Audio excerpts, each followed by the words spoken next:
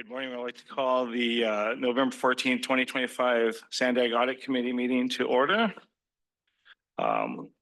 Interpreter, before we get started, I'd like to ask our interpreter to introduce themselves and walk through the process for people who need interpretation services. Good morning. Announcement from the interpreter. To use the interpretation feature, please scroll to the bottom of the Zoom screen where the meeting controls are.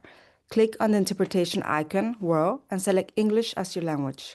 If you're joining through the Zoom mobile app, cell phone, tablet, etc., please press the ellipsis, then interpretation, and then choose your language.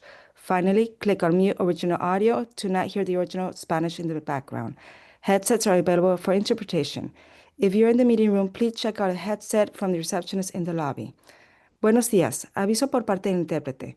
Para hacer uso del servicio de interpretación, favor desplazarse a la parte inferior de la pantalla de Zoom, donde aparecen los controles. Haga clic en el icono de interpretación, globo terráqueo y seleccione Spanish, español.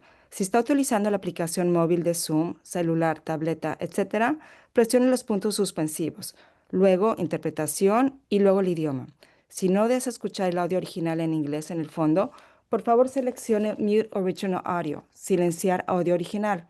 Contamos con auriculares disponibles en el servicio de interpretación.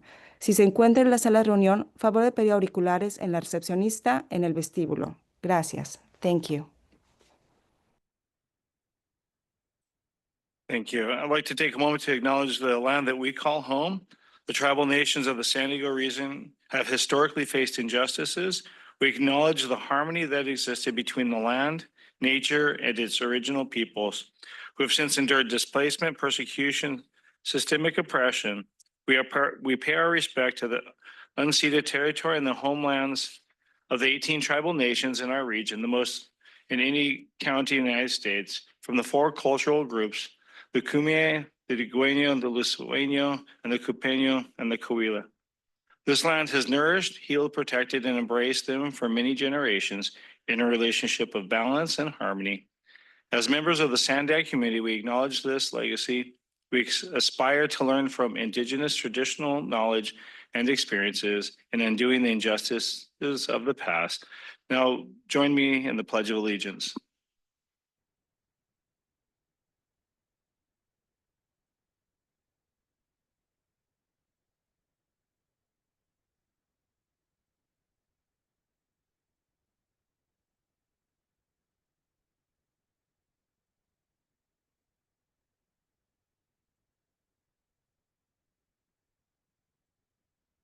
Francesca, can you confirm that we have a quorum?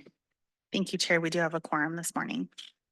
Fantastic. We're so appreciative of everybody's being here this morning on just kind of a wet and soon to be soggy weekend. I'd like to thank our public members, Agnes and Marina, for hanging out for a little bit longer and hanging out with the audit committee until we find some replacements. So I sure appreciate that. Do we have any non-agenda public comments? We do. We have 2 members of the public in the room who'd like to speak, Purita Javier and Cesar Javier.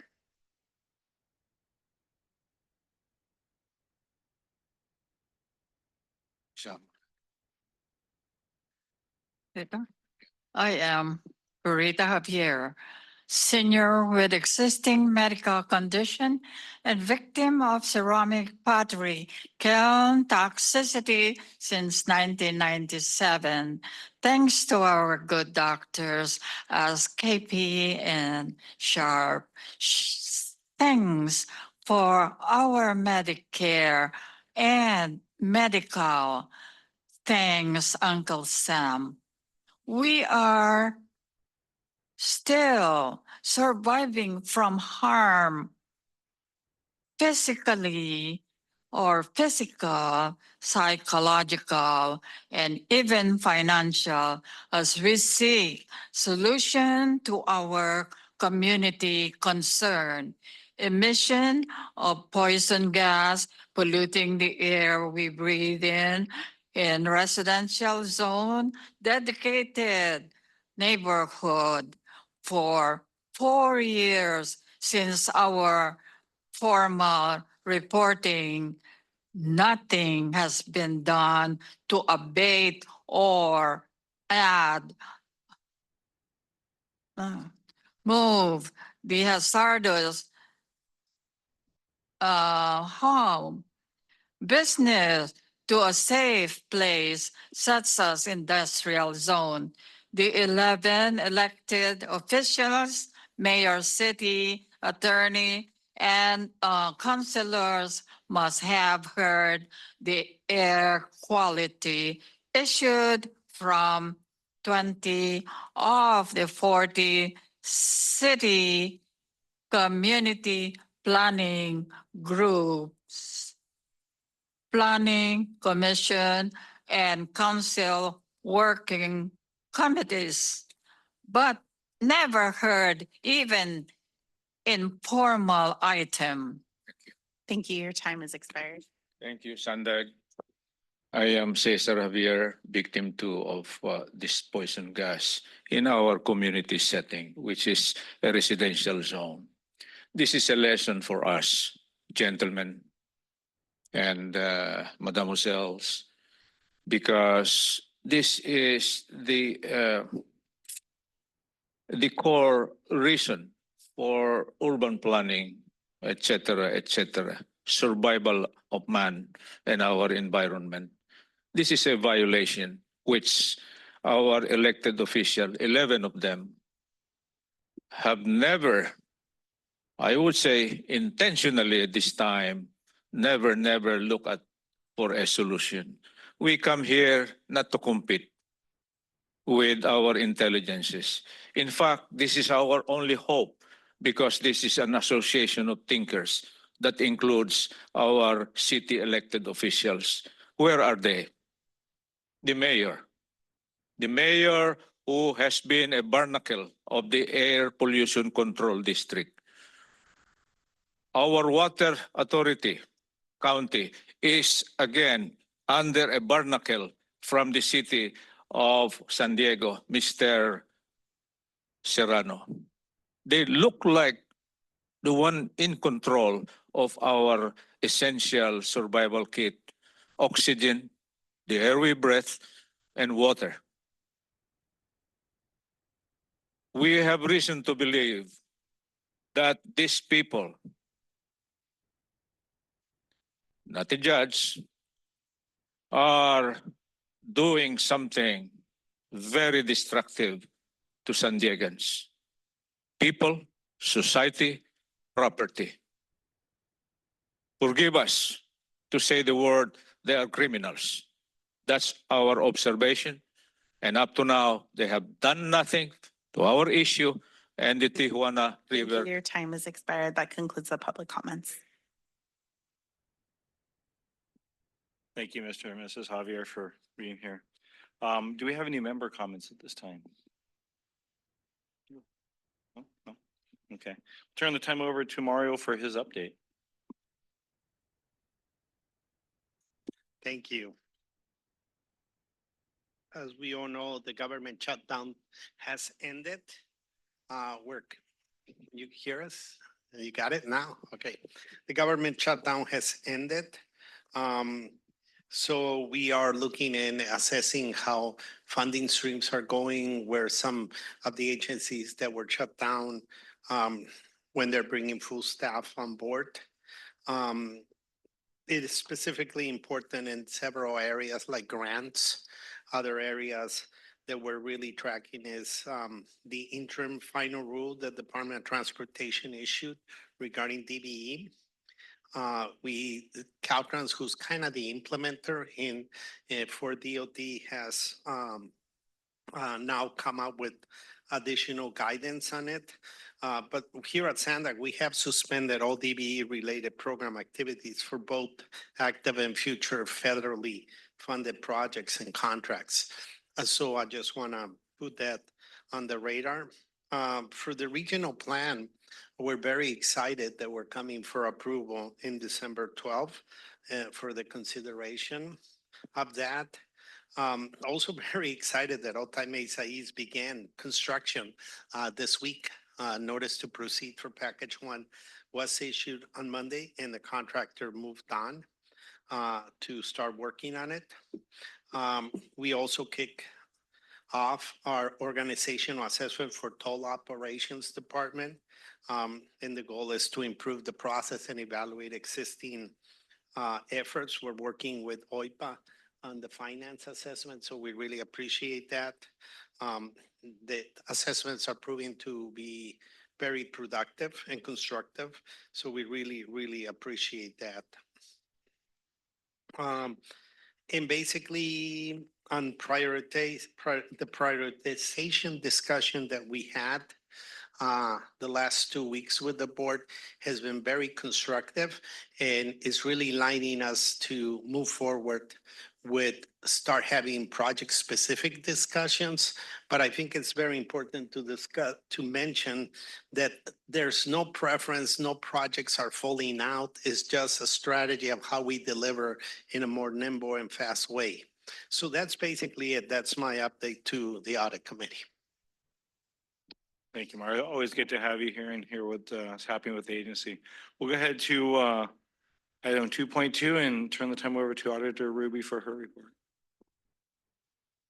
Good morning, Chair, committee members, CEO. I'm Courtney Ruby. I'm the IPA, and I'm always pleased to be with you today, just to give you an idea of what we've been up to. So we're moving forward on the bike EAP performance audit, as well as the asset management audit that we have underway, and that is going smoothly. We're in the risk assessment phase in both of those. We have also been preparing for our triennial peer review. So the peer review team hopefully lands on Monday here. Actually, they're coming in on Sunday. So we are looking forward to that. And I know the chair is going to meet with the peer review lead, I believe on Monday.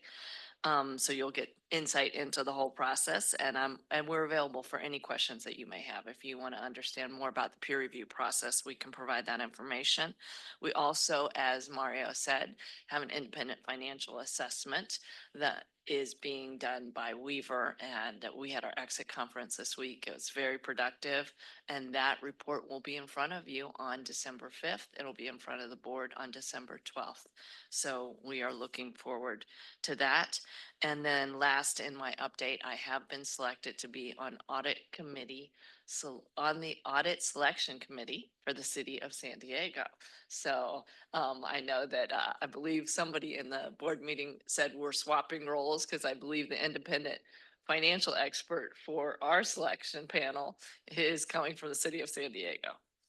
So with that, I will hand it back to the chair. Thank you. Thank you, Courtney. Do we have any public comments? Thank you, Chair. We have one public comment, Cesar Javier. Oh, I'm sorry, it'll be two. Blair Beekman will be after Cesar. Cesar and Purita. Thank you, SANDAG. I would say this is good, better, best process, which we missed in our attendance at the core city legislation for 4 years. And our attendance here is truly a learning process as public participants. And we look forward that the process is that pure, and that process would also manifest the impact, the good, the bad, and the ugly, as a platform for improvement. We miss this, the core city legislation, I say again. And I would like you to learn from it, particularly how the performance audit, characters and behavior and attitude of our elected 11 officials should conform with the vision of this association of governance. These are people expected of the right thing to do, as expected from us, the subject of service, public service.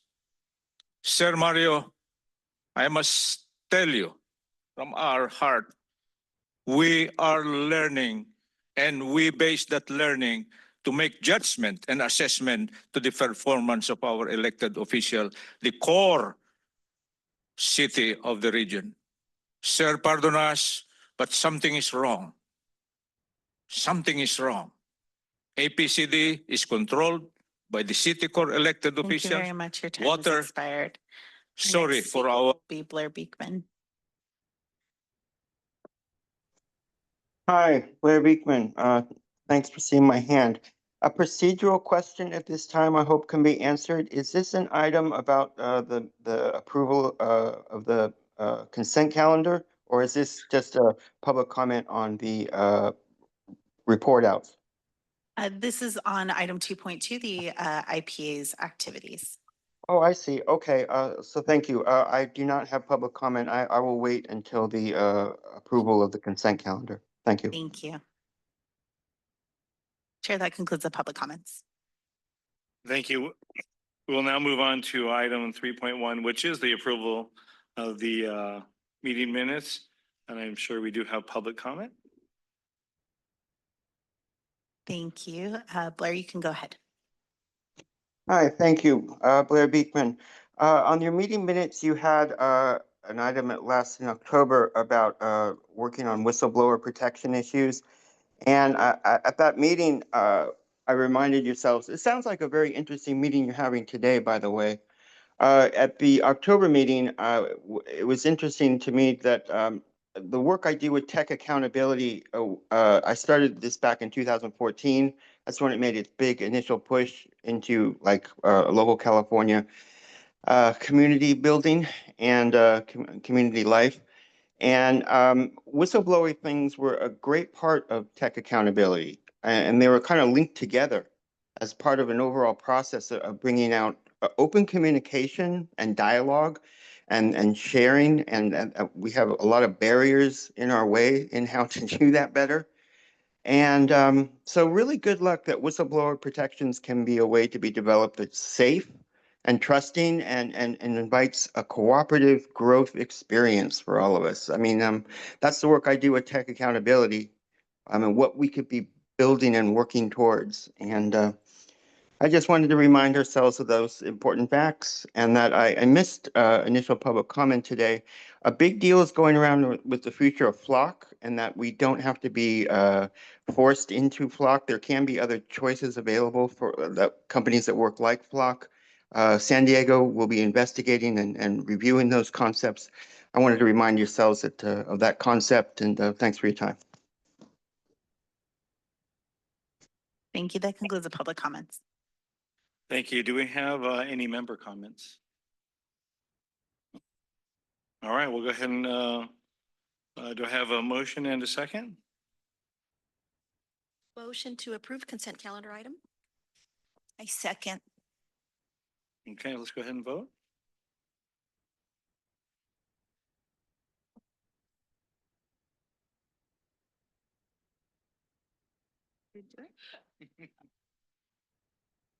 Okay.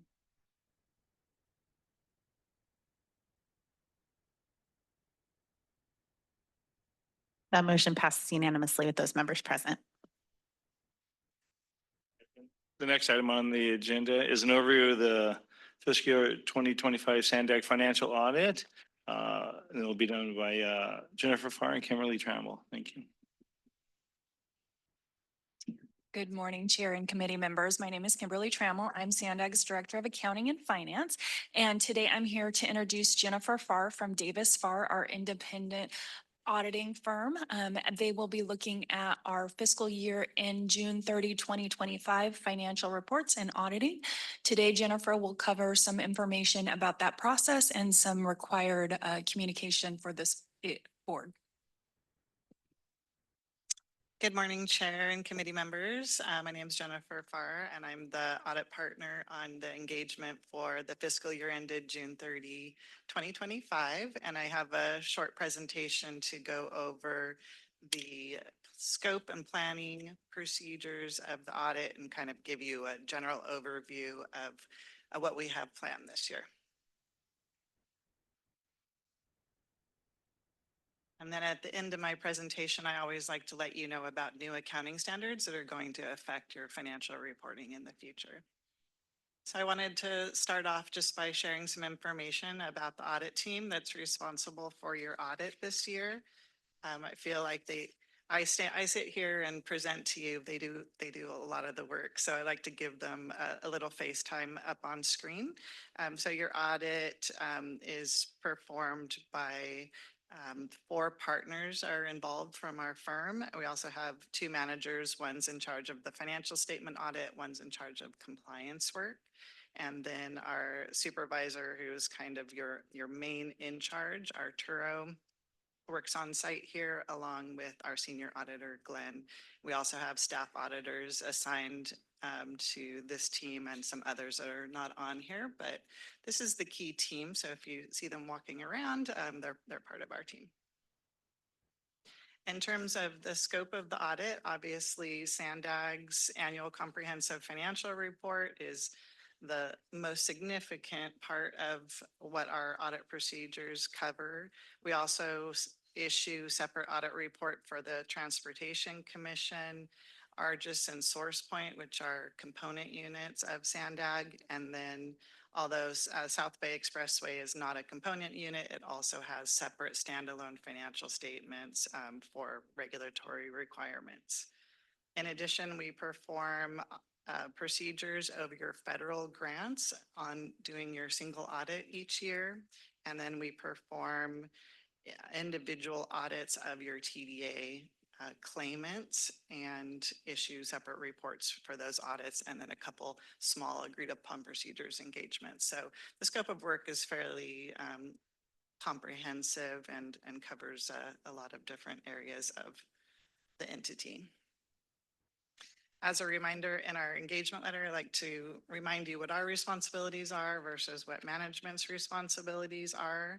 We're required to assess risk, obtain an understanding of internal controls, look at accounting policies, and also perform test of controls with laws and regulations under government auditing standards. Our goal is to determine whether or not your financial statements are free of material misstatement. And I always like to remind you that because of the inherent limitations of an audit, we do not and could not possibly look at every single transaction. So there is a risk that a material misstatement could exist that the audit procedures, although well-designed, would not detect. And then moving on to management's responsibilities. Management is responsible for preparing the financial statements, designing and implementing the internal control structure, providing the auditors with unrestricted access to information. So really any question we ask, they are required to answer truthfully with us, and to ensure compliance and the accuracy and completeness of the information that's provided to us. So it's a fairly high level of what our expectations are of management.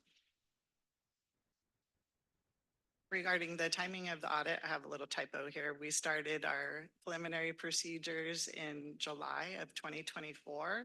Those are mostly looking at internal controls and developing a plan for the audit. And then we're scheduled to come back and start the final audit procedures on December 5th. This is later than what was originally planned, by maybe about a month to 6 weeks later than the original plan.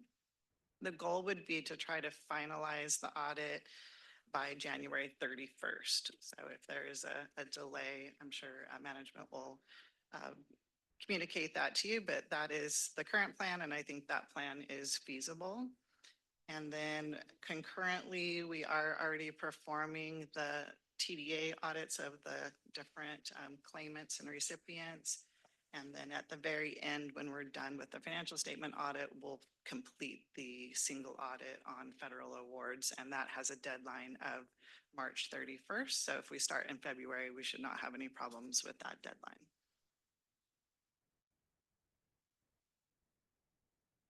As I've mentioned to you before, part of our procedures is to look at risk. We look internally, we review your minutes, we look and see what's happening in the state of California, what's happening federally. We read the newspaper, and we develop our idea of where the risk of misstatement are for your audit for this specific year. And then in addition to our normal audit procedures, we perform special procedures and additional procedures on those risk areas. So this year, and every year is going to be different, this year you'll be implementing a new accounting standard that changes how you value vacation and sick time and other paid time off. So anytime there's a change in the standard, there's an increased risk of error. So we considered that a risk, and we're doing a kind of a deep dive in that area. Obviously, due to the issues with the toll revenues in the past, this continues to be a significant risk area. We plan to do some sampling of the system itself to make sure the tolls are being calculated correctly. And then we will also look at the system to see if we can rely on it to verify that revenues and the other balances in the financial statements are fairly stated and that the system can be relied upon.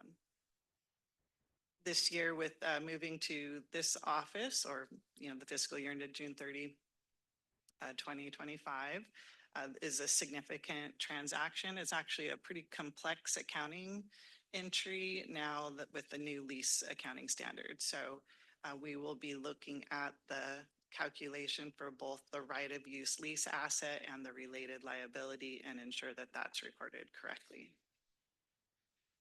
And then lastly, the federal single audit is automatically always considered a high risk area. We follow the federal guidelines on what we're required to test for the single audit.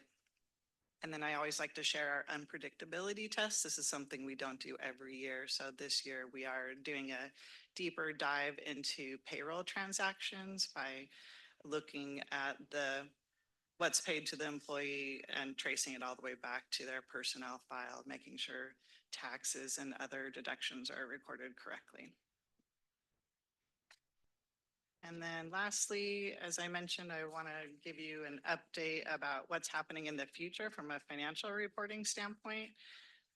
Next year, you'll be required to implement GASB Statement Number 103, which is a pretty significant change and something that's been in the works for a long time. This will revamp your management's discussion and analysis completely to remove a lot of the boilerplate language, and it should be more impactful and easier to read. It also changes the presentation of any proprietary funds. So the Southway Expressway and any other enterprise funds will be impacted. It actually creates some new revenue categories called subsidies that we haven't seen before. So some new terminology, and really defines what is operating versus non-operating cost in a little more detail. And then there's some changes to the presentation of the budget comparison schedules, predominantly a new column that will show the difference between the original budget and the final budget. So you'll be able to see the budget amendments a little more clearly. So I'm sure staff is already working on those changes. There'll be pretty significant changes for all of your financial reports. And then lastly, GASB Statement Number 104, very easy, minor to implement. It just changes some of the presentation of your capital asset footnote within the financial statements, but doesn't change any of the accounting. So with that, I'm happy to answer any questions that you have about our audit plan for this year. Wonderful, thank you. Well, Francesca, is there any public comment? Thank you, Chair. We do have two public comments for Cesar Javier, followed by Blair Beekman. Cesar and Purita. Excellent presentation. Empirically, the more you spend money, the more you can pick a very quality service, such as from Davis Farr Company. As curious learners, we are trying to compare with SANDAG process or governance compared to the member association particularly the core city of San Diego, which is practically the show window of the region, is the risk audit be applied to audit member elected officials representing or associated with SANDAG. The core city has procured CRO. This is an example and very related to what we are discussing, Sir Chair and Sir Mario. Because the weakness of its member is the strength of this association. Forgive us to speak or to say these words that the core city participants in SANDAG is failing. SANDAG thinkers have been crafting laws. Thank you very much. Your time has expired. Our next speaker will be Blair Beekman. You can go ahead. Hi, thank you, Blair Beekman. In these auditing reports of 2025, I don't know how much SANDAG has a section devoted to technology itself, and how much they procure technology for local San Diego County cities. It's an important concept that I noticed that the driverless car has entered into the San Diego market. Waymo is starting to promote it. There's been a lot of talk in recent SANDAG meetings about how do we address, automatic car use. And so those auditing reports, if they're not here, will be coming soon. And I think to be really ahead of that process, it's having a good foundation in tech accountability practices to understand how the tech is used in the automatic driver cars.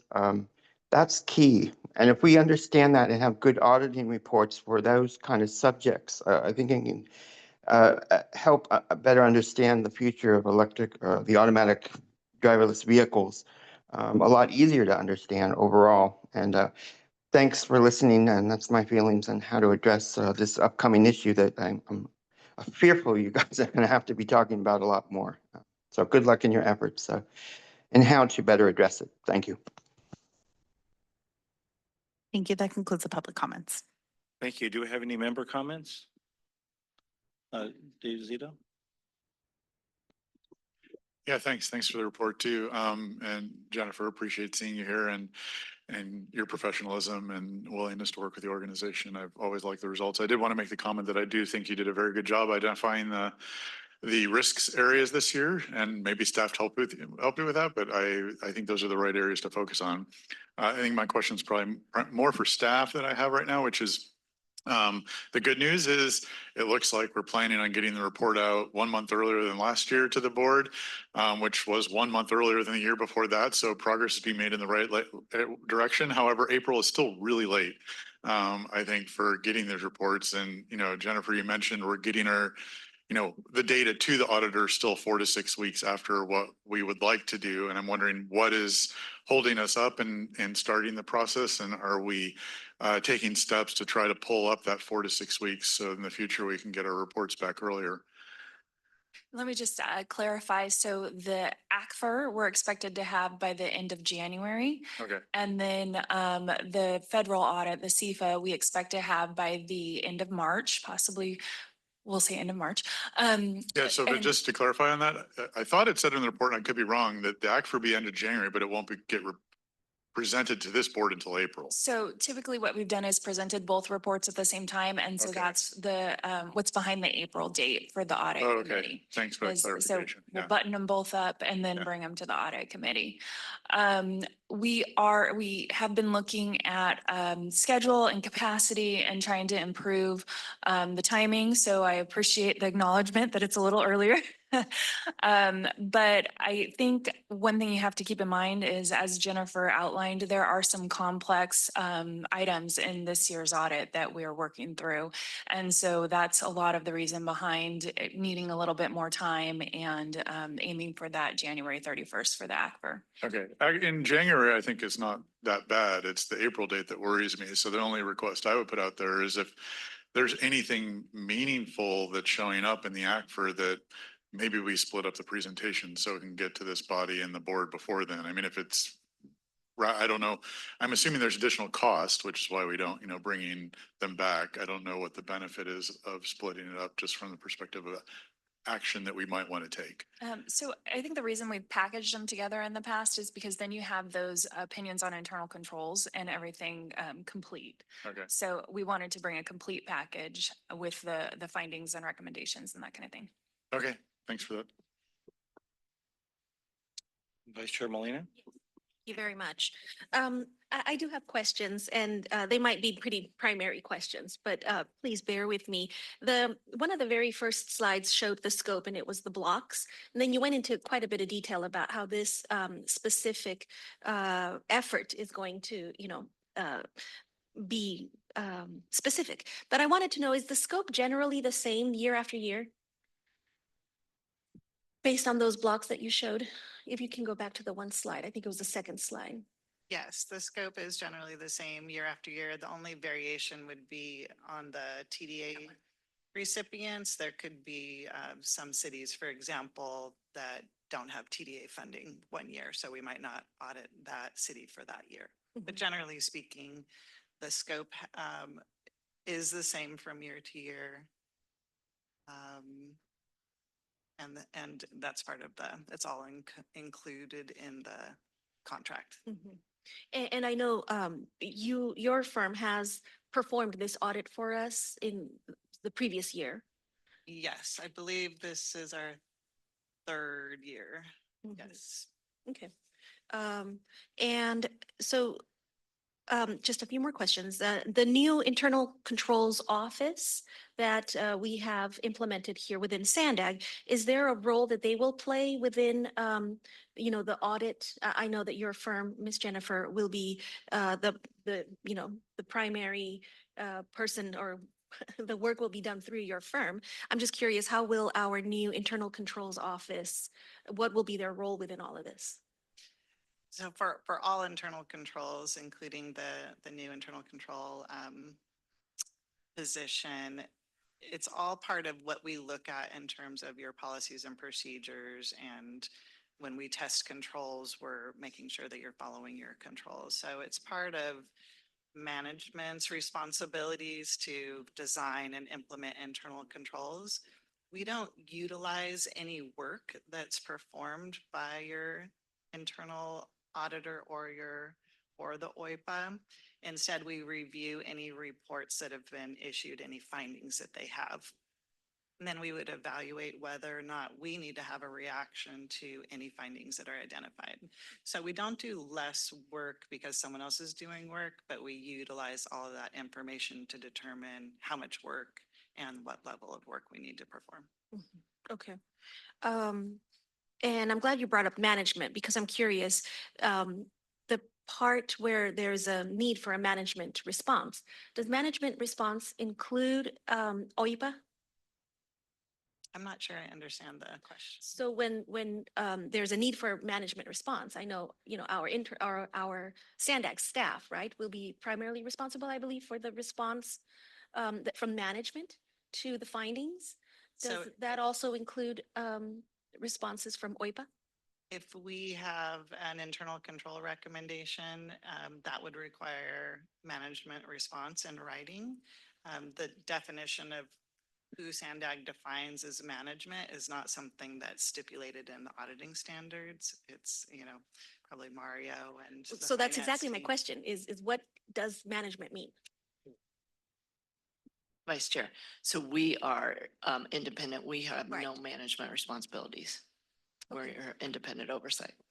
But I'm going to expand a little bit on that. I think the response will be, we accept it, we're going to react to it, we're going to do something, right? Or, hey, we think you missed the mark, Jennifer, here's more info, whatever the response is. I think the value will come even of whatever the outcomes are in the action reactions of the comments. But that's when another process begins, is those discussions that Courtney and myself have on what are the needs of the agency, her work program, what she's proposing, what we need. She comes and interviews us. So the outcomes of the audit are going to highlight elements that we may ask either our independent auditor, our internal controls director, or somebody else to help us to address the findings from Jennifer's group. Okay, thank you. Vice Chair, can I just tack on to Mario's response? And just as Jennifer said, we go through the report just as she goes through OIPA's report, because we're all interested in risk. We want to make sure that we understand the implications in our audit work plan. And as Mario said in our conversations, that goes into the risk assessment that I then bring to you all. Very good. Thank you. As I go through this, I'm learning a lot. And so thank you for instructing me in how to, go through this for the first time. So thank you for the information. I hope to learn a lot more. I'm very interested in a lot of this. My final question is regarding, you mentioned the tolls.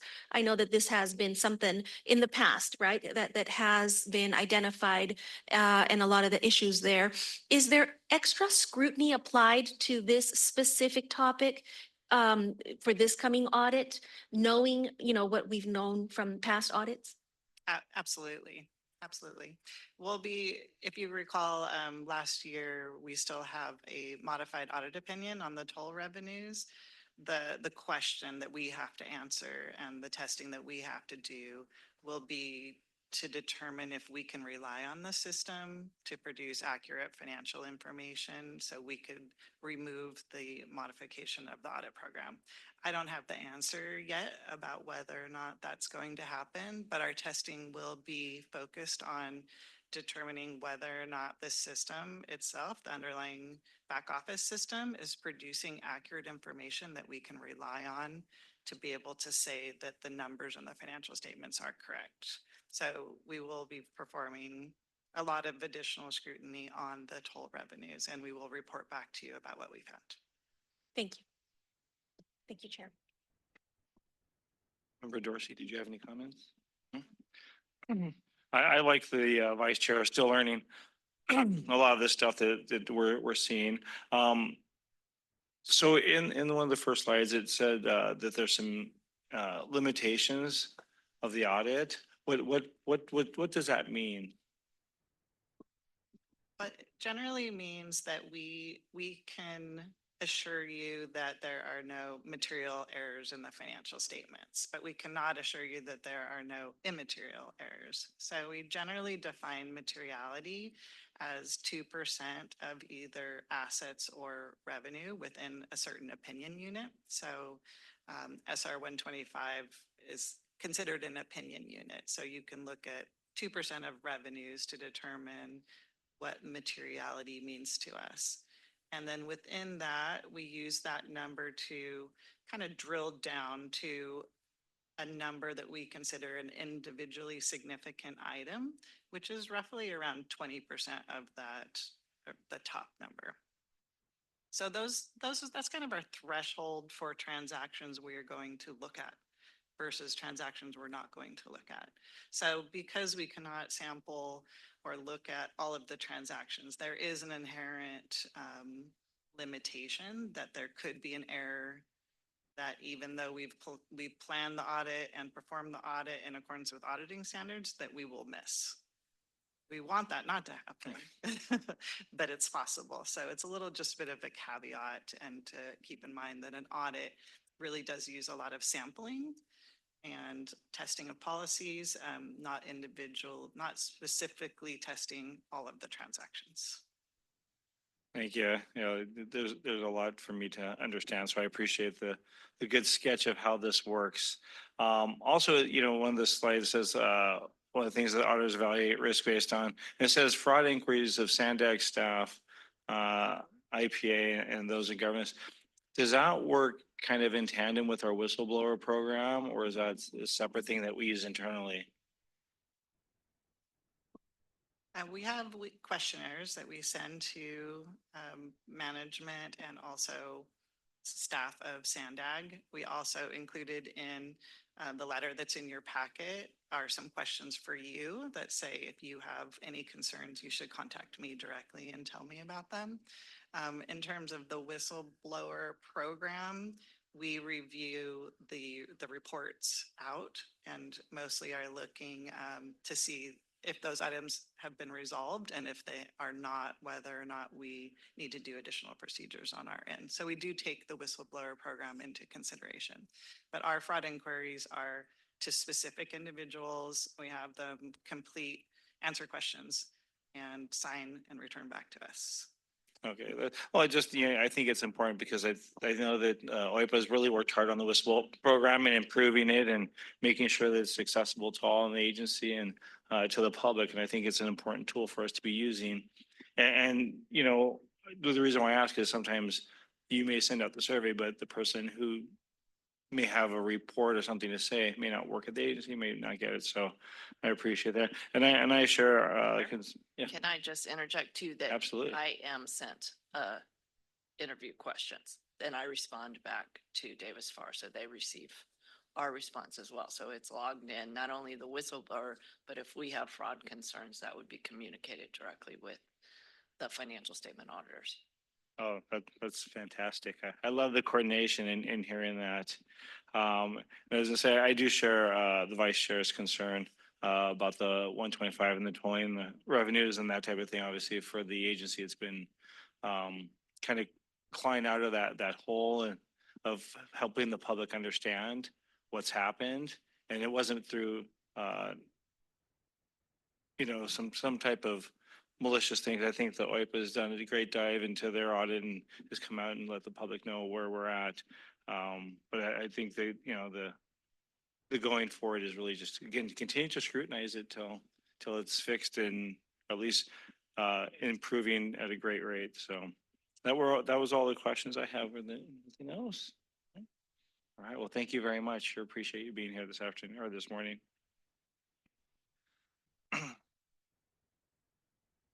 All right, we are going to move on to item 4.2. This is kind of a look at the board policy, excuse me, board policy 39 and some additional changes suggested by the IPA Ruby before we send this to executive committee and the board of directors for approval. Additionally, OIPA has suggested we eliminate board policy 42 and replace it with a policy focused solely on whistleblower protections. This is a conversation that we've been hoping to have. Well, I know that the previous audit committee, previous chair has spent some time, and I think the committee before them has spent some time in this discussion as well. And we'd like to make some headway in getting this to the board for some approval of the change that we have. I know that the prior chair and the committee worked diligently on getting some of these things. So I think as far as the conversation, Member Zito, would you mind just giving us a kind of an overview and giving us some insight of where the previous board was, as well as you as the chair? What are we talking about again? Sorry, I'm trying to nudge. Anyway, yeah, I'm happy to give an overview.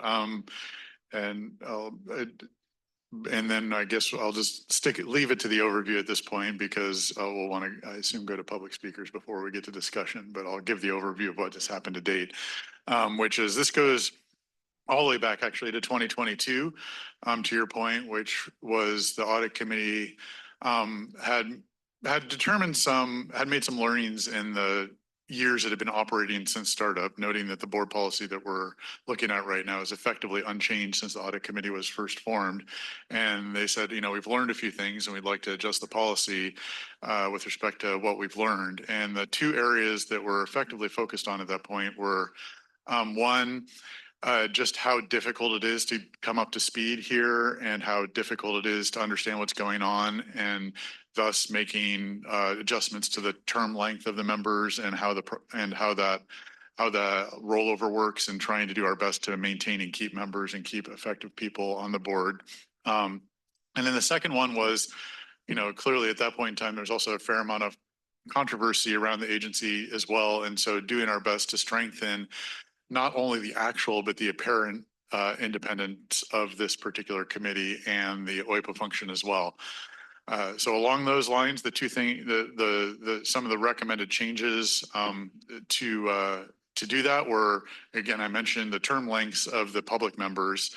Right now they're 2 years, which is, you know, if you look at it, it can easily take a year, as I think you're well aware, just to come up to speed what's going on in this organization. And so 2 years seems short. So the recommendation was to lengthen it to 3 years, noting that the City of San Diego actually has 4-year terms, and the Port District has 3-year terms on their audit committees, to take advantage of that knowledge and learning and keep it going. The other one, as we've seen, it can be difficult to keep quorum at times, so as to add an alternate public member as well. So, because right now, the alternate board member can only serve as an alternate for a board member, cannot serve as an alternate for a public member. So having an alternate public member would be useful.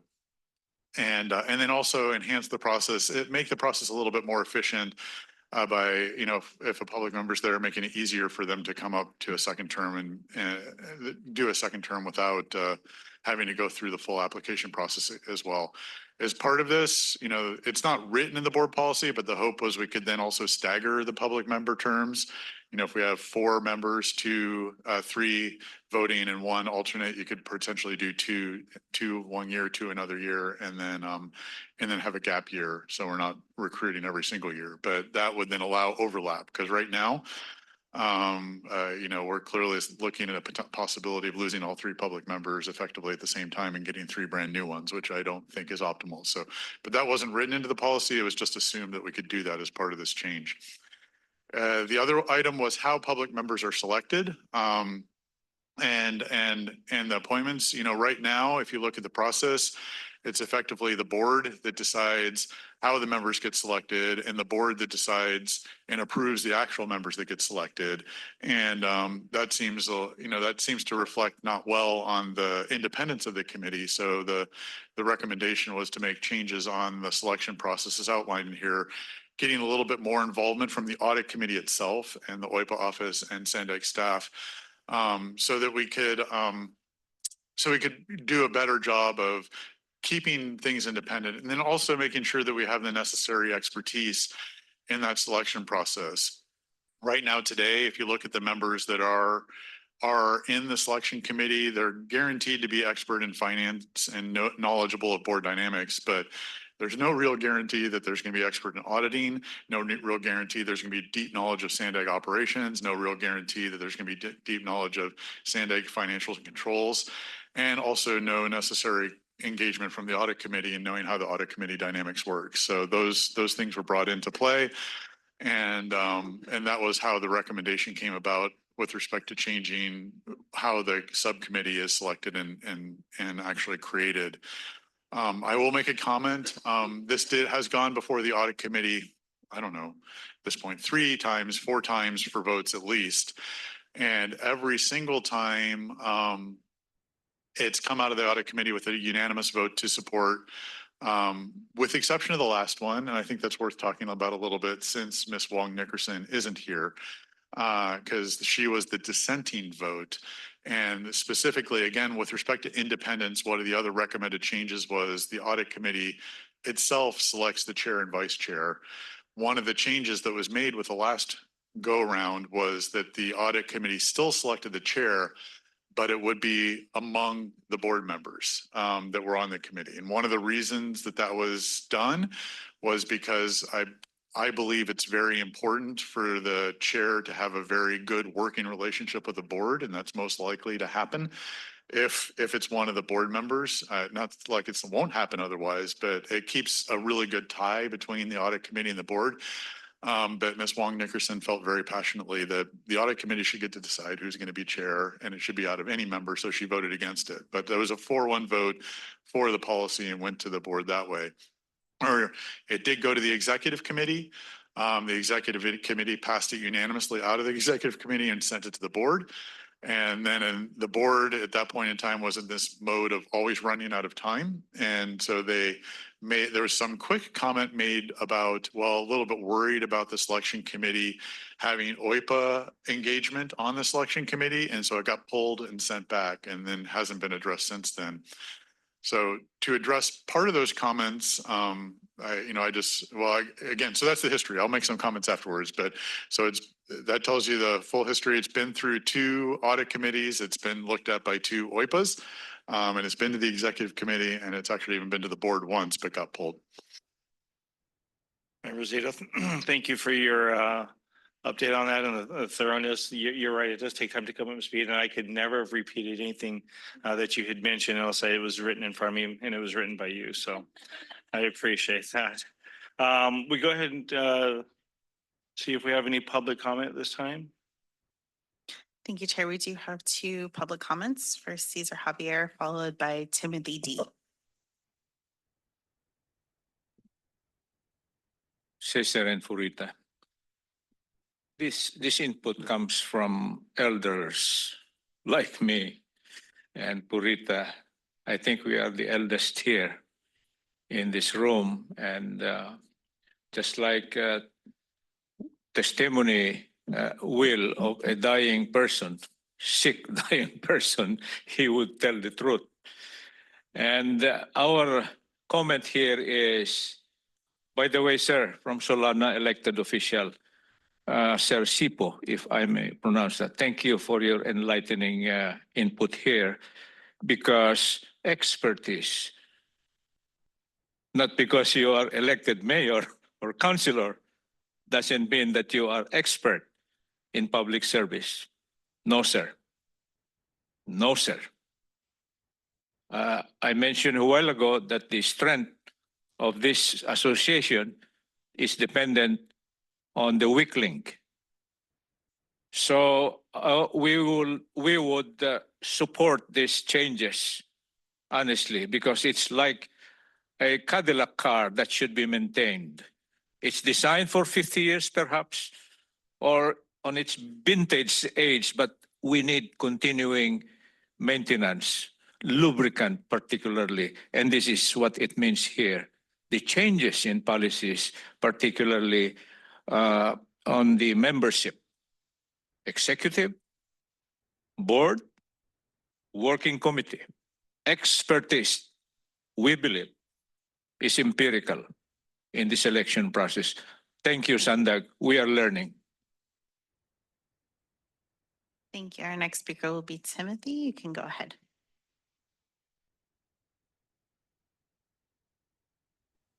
Thank you for taking my comments, if you can hear me. This is Timothy D. Bilash, B-I-L-A-S-H. I was a participant over some 3 years in San Diego, and just congratulate the audit committee and the committees of SANDAG for continuing their efforts. I was a candidate for Congress and currently in Missouri, a candidate for Congress, just to be clear. I participated over 3 years in SANDAG, and just wanted to mention 2 things, really. That the private sessions, some of these conflicts were really very opaque to the public. Some of these are legal. Some of these are about performance issues. Some of them are financial. And as I understand, the audit committee is really about the financial. But those 3 run into each other. And I think it make it very difficult for accountability. And the need for secrecy because of legal protections, and where those decisions, even as pointed out in this meeting, that are you going to run SANDAG as a corporation where the chair and board dictate and committees are really just mechanisms for board actions? Or do the boards have independence to hold members of the board and the chair accountable when those members have accountability to other organizations or their own well-being? Thank you for taking my comments, and keep going. Thank you. That concludes the public commenters. I guess we'll move to member comments. Member Zito? Yeah, thanks. Thanks for letting me jump in again too, and I appreciate the public speakers.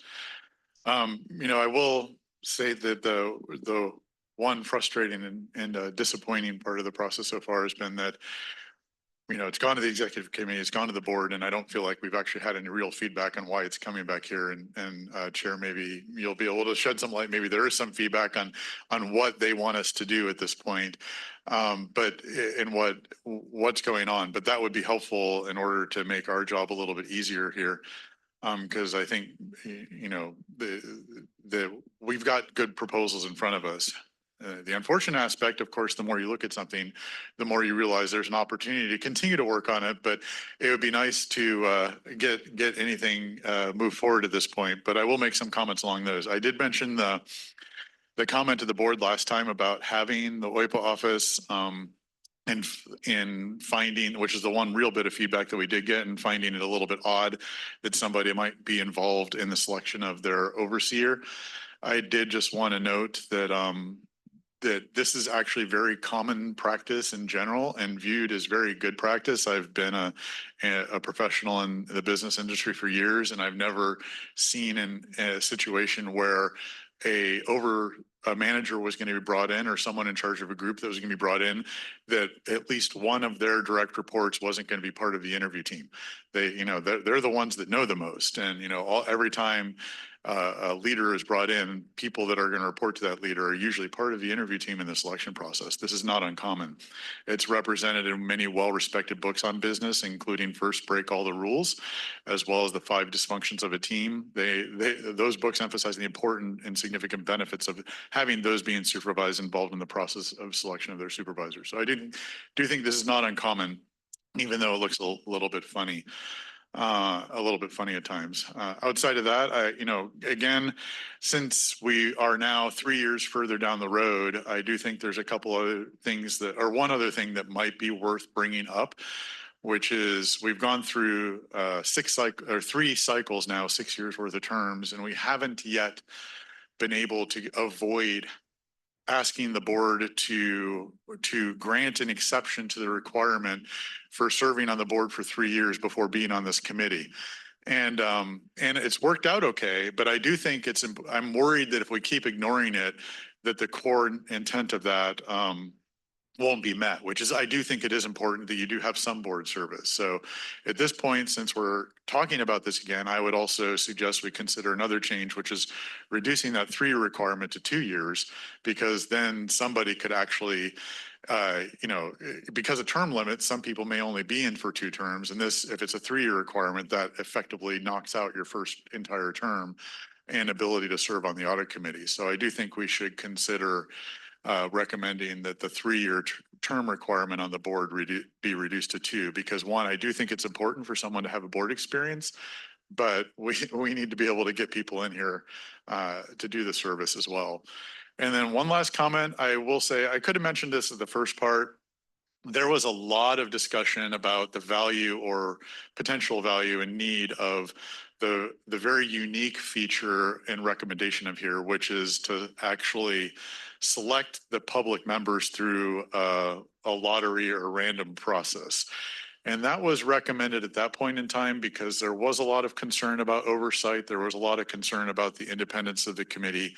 I believe the public has at this point established faith and, believe this committee and that OIPA is doing a good job. And that part may not be necessary anymore, and just let the subcommittee do the selection as opposed to having a lottery do it. Again, to get a little bit more deep on what's going on there. The subcommittee's purpose would be just to determine if a person was qualified. If they felt the person was qualified, they would make it through to the next phase. And then it would, of all the qualified people, it would be a lottery. And I do think that that is a little bit unique, and the reason it was done was to, again, to show more independence. But I do believe that with the other changes that may not be necessary, and we seem to be not getting a ton of applicants anyway, so I don't know how much it would ever even get used. So that was just, I just wanted to provide context because that is a rather unique element, and the reason that came in was to just really try to show the independence. But I feel that in the current environment, that may not be a needed change anymore, and just let the subcommittee make the selection out of hand as a possible change as well. Thanks. Fantastic. Member Dorsey, do you have some comments? I do have a question on this proposed change for the audit committee chair and vice chair for the term. It's changed to 1 year, and what? So the change would be, the term would be for the chair and vice chair would be elected annually, but the appointments, the intent is the appointments are still 2-year appointments by the board member We aren't changing the board member appointments. The board member appointments would still be 2 years, but the chair and vice chair could be elected annually. And it doesn't mean it has to change. It just means this committee every year would vote on who would be chair and vice chair for that year. Okay. I was just thinking it's a little short. And again, the intent of that was, again, if the committee wasn't happy with the chair, they could change it. But it's also fine to keep it, I don't personally, for discussion purposes, I don't have a strong opinion either way. You could make it 2 years as well, but the point was, the primary intent there was to let the committee make the decision as opposed to the board. Oh, okay. Got it. Thank you. Just a real quick clarifying question for you. So was your preference would be that the chair and the vice chair would be just to have it a longer term rather than a shorter term. Okay, just making sure I clarify. Vice chair? Thank you.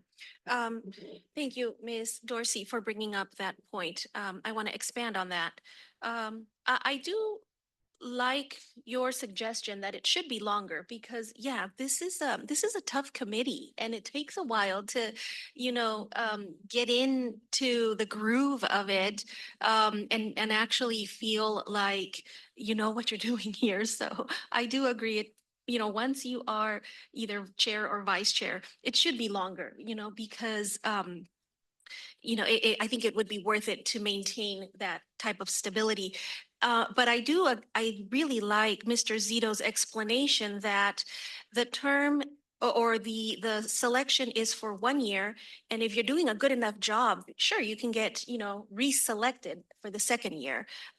So I like that option to be able to determine annually, does the chair get to remain the chair for the second time? I'm fine with that. And I think it does give us the ability to have flexibility. My question has to do with, is there a term limit for the board member on this committee? And then by extension, is there a term limit to the vice chair and the chair? Like how long can that extension be? Do we know? Is that written in the policy? Yeah, there's term limits in here. The public members were limited to 2 terms. Which was then possible to reapply after the gap of a full term. So meaning that they could serve 2 terms in a row, then they would have to leave. And then after they were gone for, if the terms are 3 years, after they were gone for 3 years, they could reapply and actually be appointed again. The board member terms are also limited. I believe to 2 terms, but I have to go and look that back up. Yeah, I'm looking for it as I scroll through. So if it is the same as the public members, so in essence, it would be both public and board member, committee members would be eligible to hold a 3-year term if we agree to the 3 years. And then consecutively, it could, Let me go back and look. For a total of I 6. think the board member terms were only 2 years. And I have it in front of me if you'd like. Okay. Yes, could you, I need to go back into the language. But it might be helpful.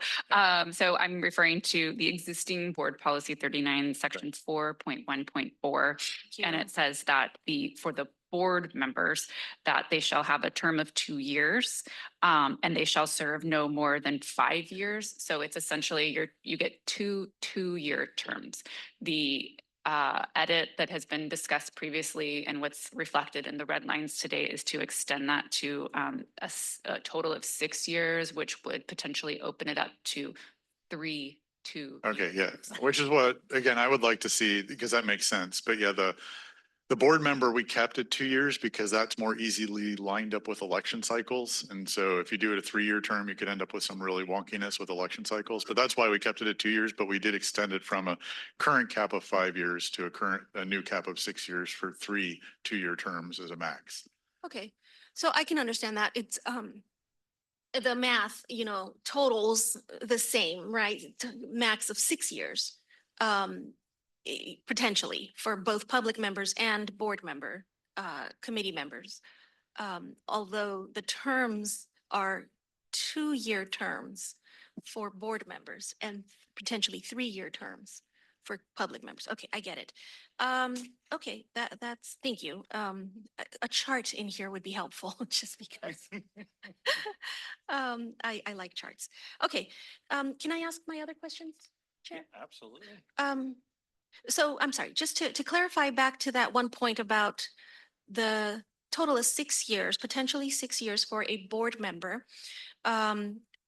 committee member. And if that board member happens to be selected to be the chair and does a good enough job, for example, Mr. Fisher, and he gets reelected annually to be the chair. And again, we are so happy with his service. Can he be chair for up to 6 years? Yes. Okay, okay, thank you. So there you go. Although I don't know who would want to do that, but. Oh, okay, thank you. So let me go back over here. So regarding the lengths of the terms, now that we've gone through the math and I like now how it's sitting in my head, a total of potentially 6 years for public members.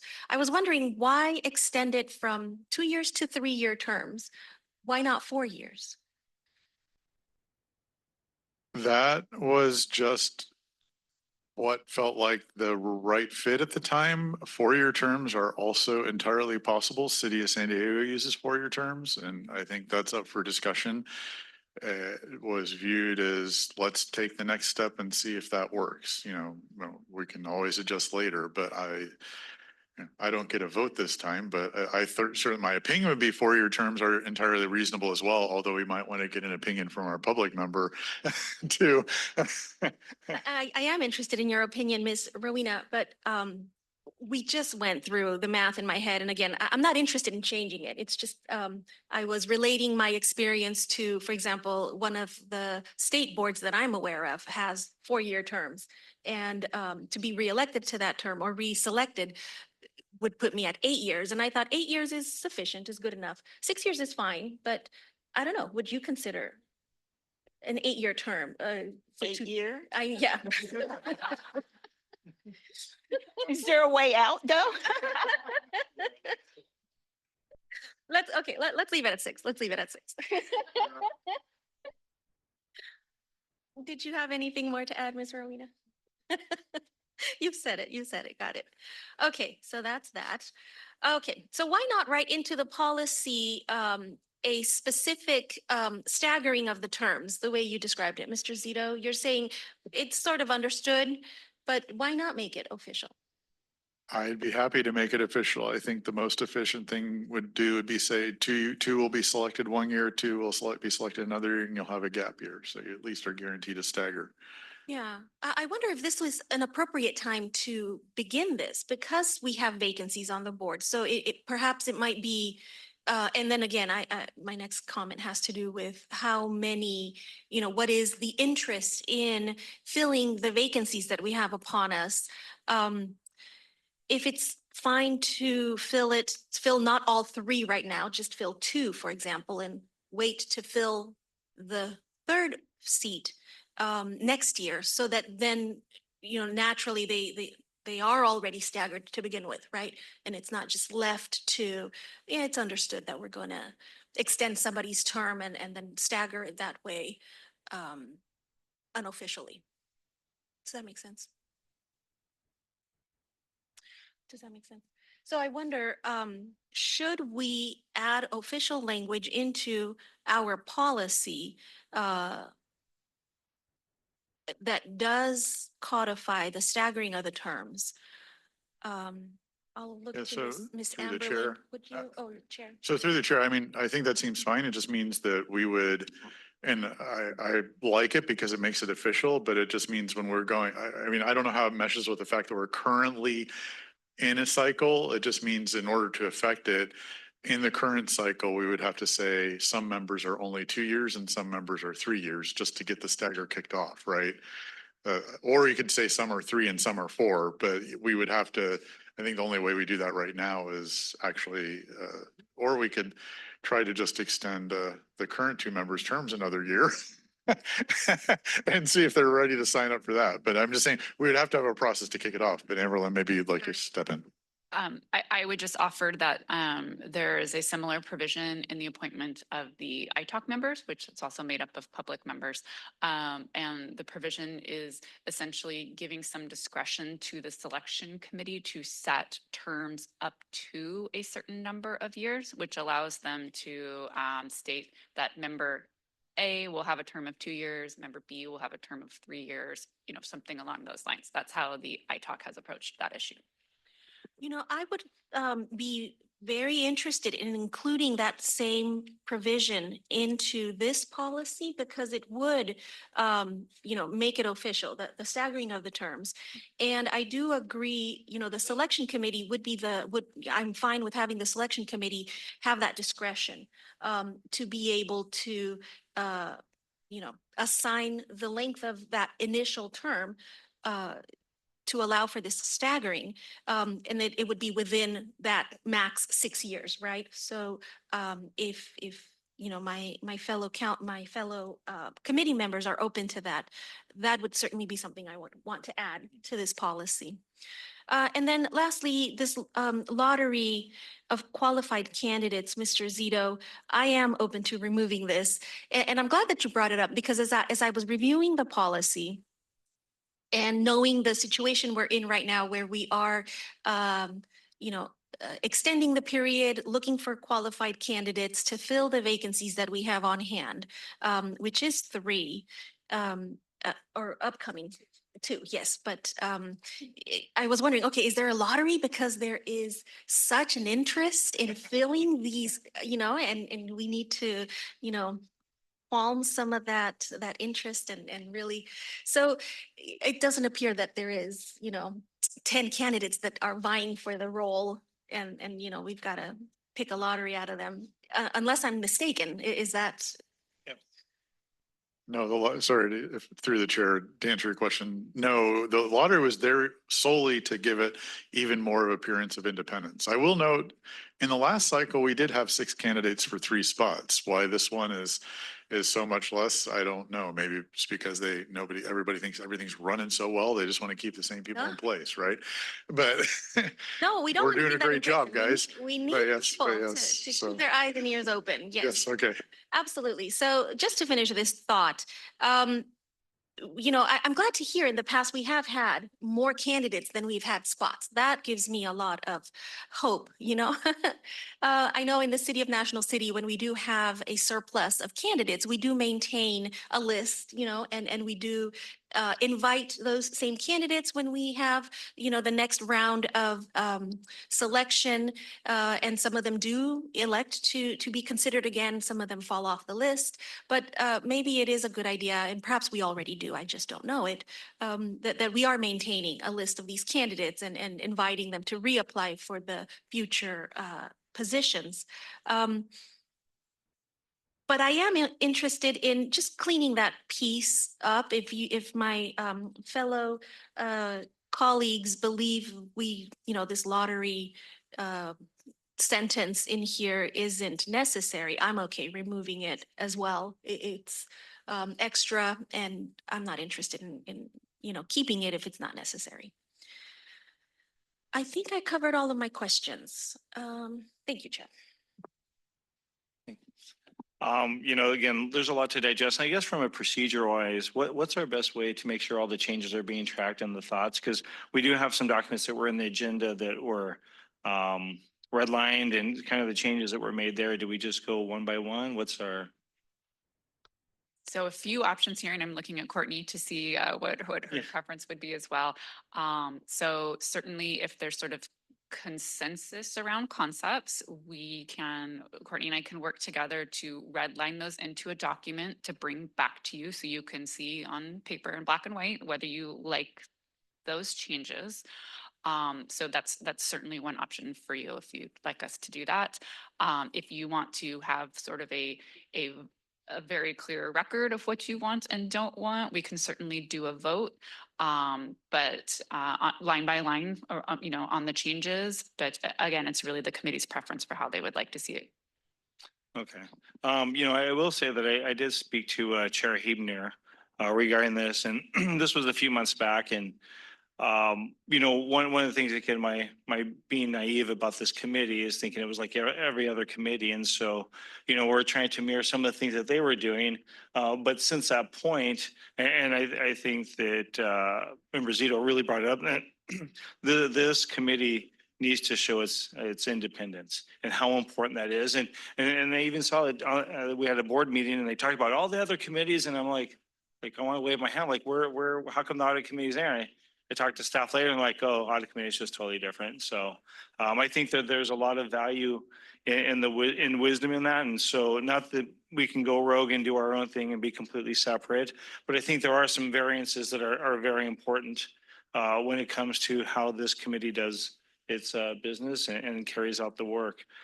I think that, going through and talking about some of the changes that were suggested by the fellow committee members, I definitely think that the term should be extended to 3 years, should be staggered. I think that the board members who are on the audit committee, I think 2 years is a sufficient time, and not the 3 that currently is there. If that were the case, then both myself and the vice chair probably wouldn't be here, because like it's been stated that there's always had to be an allowance given for that. I'm trying to think of what else.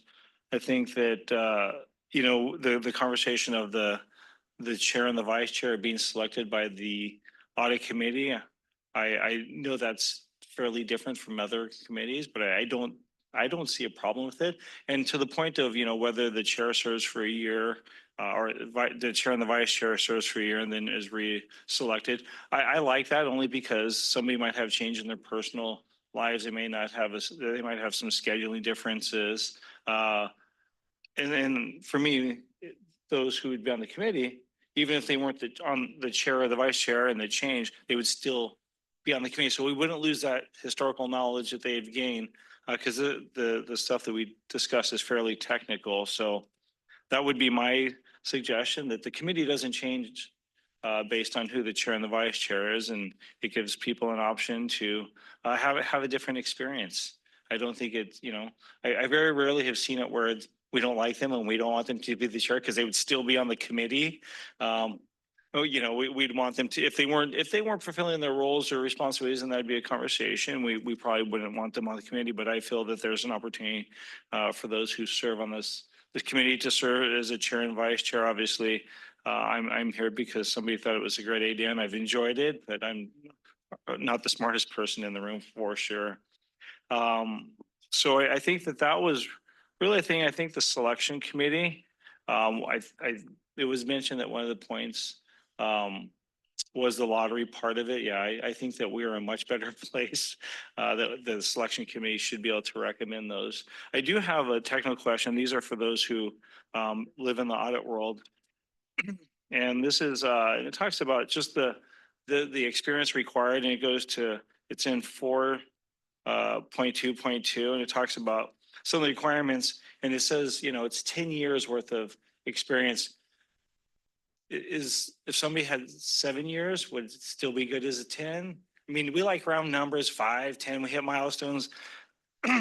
But to the vice chair's point, we haven't had an abundance of applicants, and we don't want to have anybody precluded if they do have adequate. I can't quantify what adequate experience is in the accounting world, or what is generally accepted as a higher level. You know, did I know more in my 5th year as being a chef than I do after 10 years? I don't remember, but possibly. So just through the chair, if you mind, just to that point though, I mean, I think it's up to the selection committee to decide whether or not the person has met the requirements, right? So I don't know about the rest of us, but I, in my history, of course, applied to jobs that if I had actually listened to the requirements, I never, ever would have been qualified, right? It's like, no, I don't have that degree, but I can do this job, right? And so I've done that in my history. And so I kind of like the requirements because it'll make sure someone knows we're serious about having a good amount of experience. But, you know, if somebody applies because they don't have 10 years, they only have 6, but they can say, but this is why I'm so good. I think the selection committee has the authority to accept that person, right, Amberlyn? Or can they not? So the way that it's written right now in board policy 39 is that is essentially a mandatory requirement for this. So if there is a desire to give more discretion to the selection committee to deviate from those requirements, that's one way to approach it, or to propose changes to the requirements themselves. Okay, I'd have to look, but it doesn't say or equivalent in there somewhere or anything like that. There's no fuzziness. You have to have 10 years of experience in this particular area or equivalent. It is fairly, I will say it is fairly absolute with what the requirements are. Okay, thanks. So maybe it's a good point to say that we could say something like or equivalent. Sure. And I think that, you know, your thought of it giving some difference to the selection committee, because the selection committee is made up of people who are professionals and have a lot more insight, because I think one of the things that I wrote down super important is having, you know, technical knowledge of accounting and of this agency and how it operates. Because, you know, if you're an accountant audit, if you do audit in some other spectrum, it may not translate. So, yeah, did you have a comment? No, I don't. Okay. Maybe we can, oh, I'm sorry. Go ahead. Maybe instead of saying at least 10 years, I mean, we can change that language, because it is a lot of experience, and you're not going to find somebody with 10 years of experience that's required. Okay. Yeah, okay. Thank you. I do agree that, you know, now that we are defining the selection committee, and I know that it had been defined, but now there's more robust changes to the selection committee. Allowing them this discretion, I think, is appropriate. And I would like to see this, you know, these are the strong recommendations for what we would like to see in the candidate, you know, but there is discretion for the selection committee to play with. So I am interested in, you know, you're the professional, Ms. Deaton, if you can suggest some wiggle room language in there, I think it is appropriate. I did, you know, reach out to Cal CPA, and I did share the advertisement for our, you know, the advertisement for our positions here on the audit committee. And when I was looking at the recommendations, I'm like, thank God this committee has such strict recommendations for the public members, because I mean, the board members, I'm sure, do not meet those qualifications. So we do want very strong qualified candidates, right? And I'm glad that the selection committee will have you know, will certainly have those guidelines to go by, but we do have to be, you know, have some flexibility. Chair, may I continue with some further comments? You know, I thought we were going to go through Vice each of Chair, the red lines. Yes. Can I jump, Chair, through the chair? I just want to jump in on this one point before you move to the next. So it may be something like a combination of auditing, accounting, financial, or legal experience determined to be sufficient by the selection committee. Yes, so that's perfect. Okay. Determined to be So- sufficient by the selection committee. Amberlyn and I can work on that together. Perfect, thank you. Thank you. You know, I thought we were going to go through each of the red lines, and I understand, yeah, that might be, you know, a 4-hour meeting today and it may not be necessary because the conversation here does guide, the next version of this draft. I'm very glad to have Mr. Zito here to help us understand the iterations of this policy. So I won't go through each of these and say yay or nay. But I do want to focus on just a couple of things, Mr. Chair, if it's okay with you. Certainly, the one at the very end, it was in purple, 6.14. I want to understand what exactly is happening here. So this has to do with the independent performance auditor may investigate material claim for purpose, may some blah, blah, blah. Let's see, the last sentence, the independent performance auditor shall use subpoena power judiciously and will be required to provide justification to the audit committee chair and vice chair if the audit committee raises concerns of its overuse. This appears to be a very substantive change from what was part of the policy previously. Can you help me, can you explain that to me, please? Absolutely, Vice Chair, through the chair.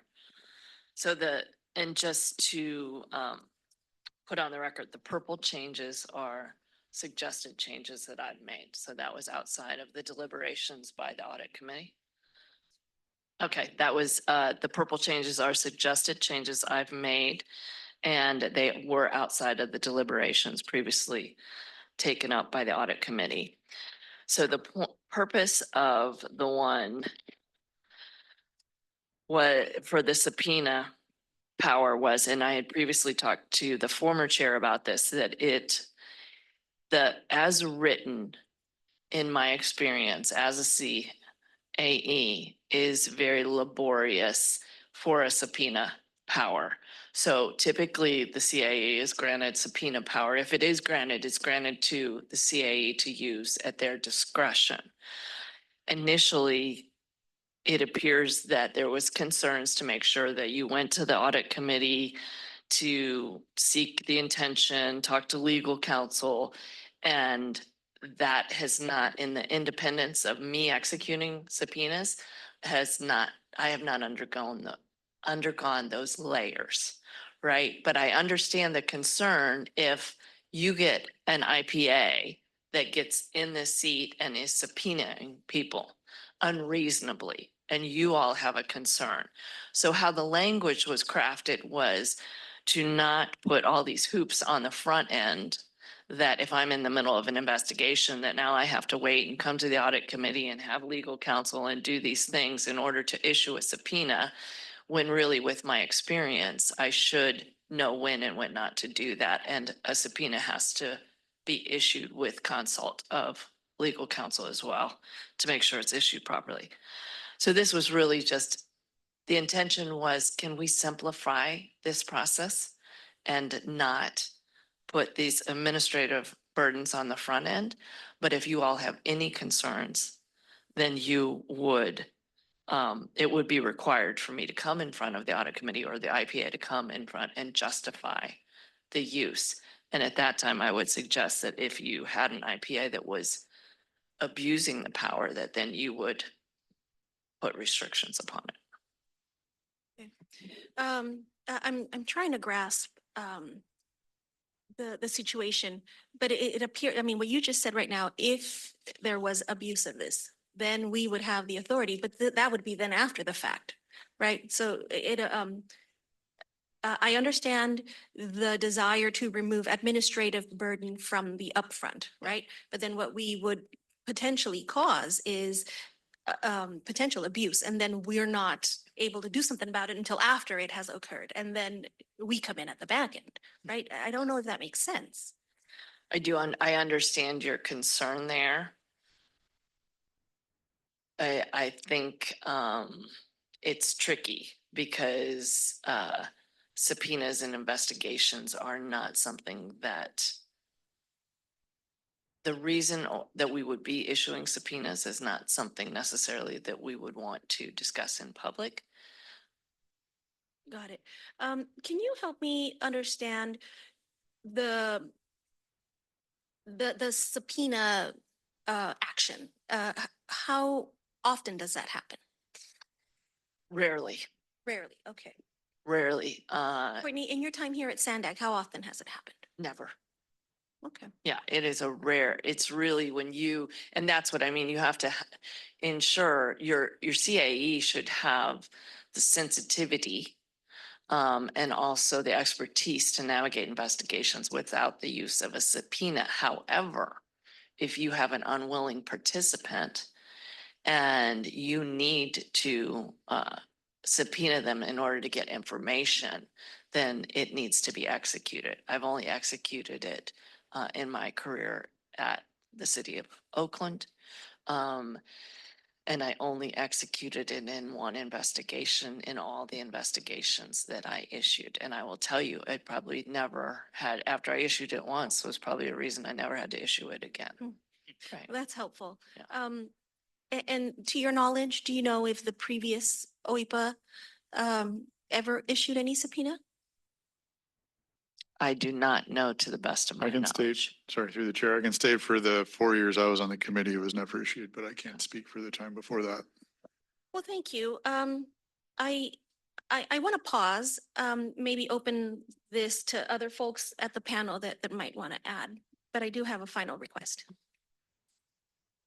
No, I appreciate all the questions, and I think that's the thoughtfulness which this committee should operate in asking the questions that are very sensitive, and I appreciate staff really answering with truthfulness. That's how we get moving forward. So, because all this stuff really doesn't, we don't see often, and it might be new to us, but it may not have happened in the past.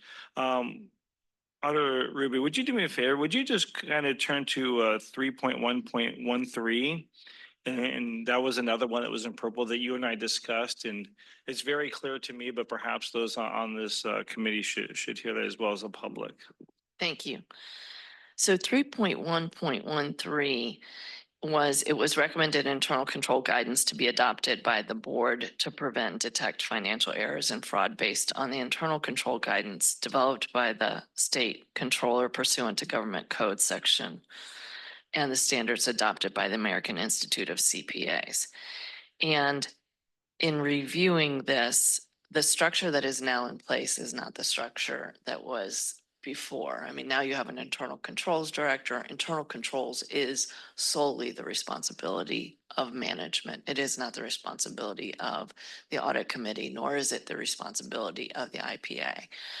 But I do believe it certainly is, it's important that this guidance was provided and put forth as the structures were being built. Now that management has the structures in place, I am recommending that it be deleted from here. And I did talk to the CFO previously and the internal control director, I believe, was either on that string or made aware that this is a part of really wanting to return this back to management and remove it from board policy 39. Great, thanks for the insight. Are there any concerns or questions?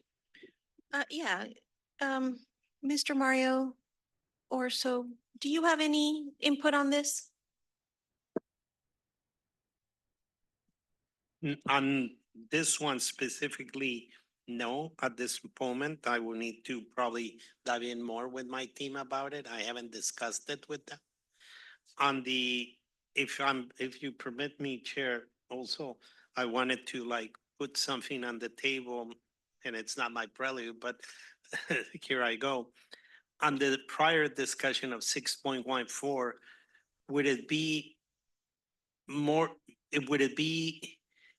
kind of like a middle of the road point that if it's normally, if this will need to be coming to the audit committee, isn't it like a closed door item that you would bring really and call for an emergency session or something like that? I don't know. I'm just asking, and that's just based on my experience when we take legal action or something, we have to go in. But I do not know. I was just thinking out loud.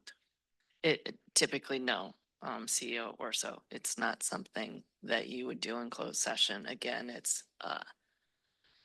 it is a power that is granted as well as the independence, making sure even like in my responsibilities and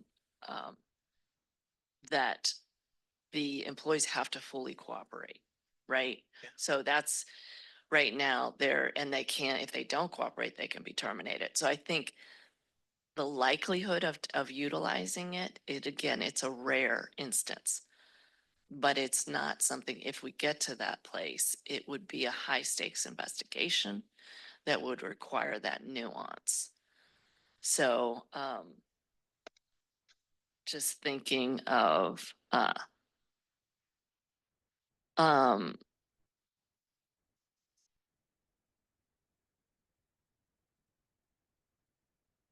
how to be able to provide, it could be that the IPA is required to consult and document the considerations with the advice of either legal counsel or independent legal counsel prior to utilizing it, because then it'll have the client attorney privilege on it to make sure that there's a safeguard to slow the use of it and to make sure that that is occurring, that the IPA is seeking legal advice. The conversations are documented, but they would be client attorney privilege. Through the chair. That's not written in here right No, now. I'm suggesting that as an edit. Yes, yes, I would require that because, so what I'm thinking, I'm coming at this as a checks and balance type of thing, right? And so when I first read this, it occurred to me, it seems like some of that check and balance is being removed, right? And, removing this checks and balance by the audit committee and now just solely giving all of this power to an individual does make me nervous. So I do appreciate Courtney trying to, work with my concern here. And if my colleagues are in agreement with me, I think that is a requirement. That Great. should be a requirement. Can I just invite Mr. Zito? Do you have an opinion on this? No, I think you're heading, I like the direction you're going, and I do think that there's an opportunity. Well, relative to what Amberlyn had said as well before, it's like, I think we've got enough change now that we do need to get it written up and brought back, and, maybe staff can continue to work with the IPA on the best language and way to do this going forward, subject to this feedback on this particular section and the other one we were talking about that you had recommended. Great. Through the chair, relative to that, I don't know if we're kind of wrapped up. I don't know if you've captured or if staff has captured the changes. Maybe you want to spit them back that of what we are hoping to see. The two that I noted were the removal of the random draw of that, and then potentially the one I asked for, which was take the board term, the board requirement from 3 years to 2 years. And then those are two that I had noted. I don't know what other ones we captured here, but maybe we could read them back just so we're all aligned. So if I'm understanding the committee correctly, that this is going to be direction to staff working in conjunction with the IPA to bring back a redlined policy incorporating changes on the items that you just noted, Member Zito, as well. I have also noted around adding some discretion to the selection committee, both addressing the 10-year requirement for public member experience, as well as the ability to stagger terms. Correct. That's great. Anything else? And also the edits to 6.14, according to Ms. Ruby's suggestions. Correct. So with the committee's permission, we will work on those and bring them back for your review. Yeah, I think so this will come back to the committee for review and hopefully not have as many red lines and everything they've seen. One, and again, maybe I miss it, but Member Zito brought it up. You mentioned a third public member. Is that in here or is that just at the discretion? Not third, it's a fourth. Having a public member alternate is already in the language. Okay. Yes. Okay, but I was looking for it, I couldn't find it, so I'm glad you're there. So are there any other comments that need to be made? Chair Ruby, are we good over there? I believe we are. It doesn't sound like there's any more questions on the purple suggestions, and those will be incorporated into the red line. Right, and so the next part of this should come back to the audit committee and then be moved on to the board. Is that correct? That would be my understanding, yes. The executive committee has seen these, Okay. but again, it would be at the discretion of the executive committee who sets the board agendas. So we will start working it through that process once this committee has given its blessing. All right, so when this gets past the board, we'll have cake and ice cream. For all those who've ever participated in the process. And I will shake your hand for getting something done that I couldn't do in 4 years, so. Well, we probably have a ex-chair named Dave Zito sitting in the corner of the table helping the new guy out, so sure appreciate that. And All right. Chair, we do have 2 other board policies. Yeah. In that item. Would you like me to go ahead and speak to Yes, those? if you would, please. Okay. So we're making a recommendation for the deletion of Board Policy 42. Board Policy 42, in many respects, was procedural for the way that the former hotline was run. And we now have a third-party administrator on the hotline program, and we have our own policy, our own procedures. But at a policy level, what did occur in Board Policy 42 was it talked about retaliation, which I think is really the backbone of any effective whistleblower program. So, and what was stated in Board Policy 42 was really the state retaliation rules. However, I think it is critical and hope to have your support that SANDAG has its own retaliation policy, and that's what you see in Board Policy 43. So when you look at Board Policy 43,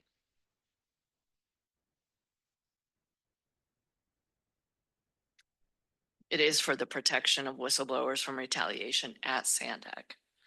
It goes over the definitions of whistleblower, retaliation. That retaliation is defined as an adverse employment action, including discipline, demotion, or termination.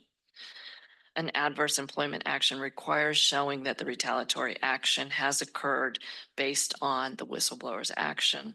And it is not a change that is merely contrary to the whistleblower's interest, or that would be considered likely would be insufficient. It also codifies that whistleblower's identity is protected as permitted by law, and unless the employee waives their confidentiality in writing. It talks about retaliation and puts everyone on notice at SANDAG that retaliation is prohibited. Then it codifies the administrative complaint process. This is the same process that we had in my former role as CAE, where they are given a certain amount of time from the alleged retaliatory act.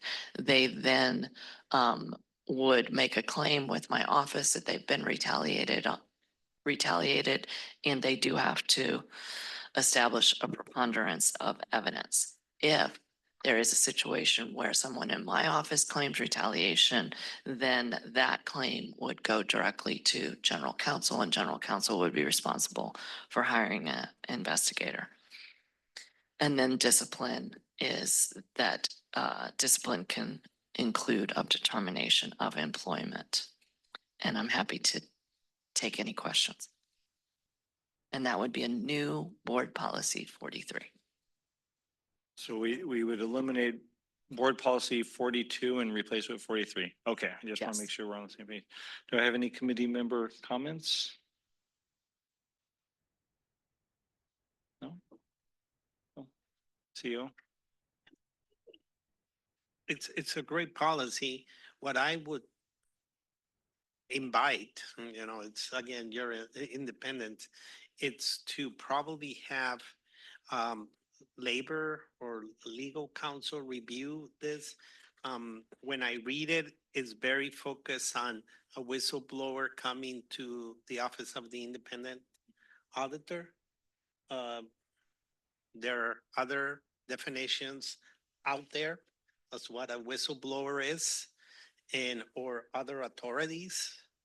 And so I was just saying, and due to many things that have happened recently, I would highly recommend that, the spirit is wonderful. It's that we have appropriate levels of specialized counsel review it. So we're covering all the angles.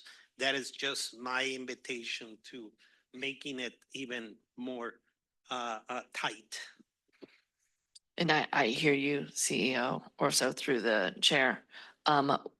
We certainly can review it with legal counsel. I do want this to be specific to whistleblowing that is filed with the office with OIPA.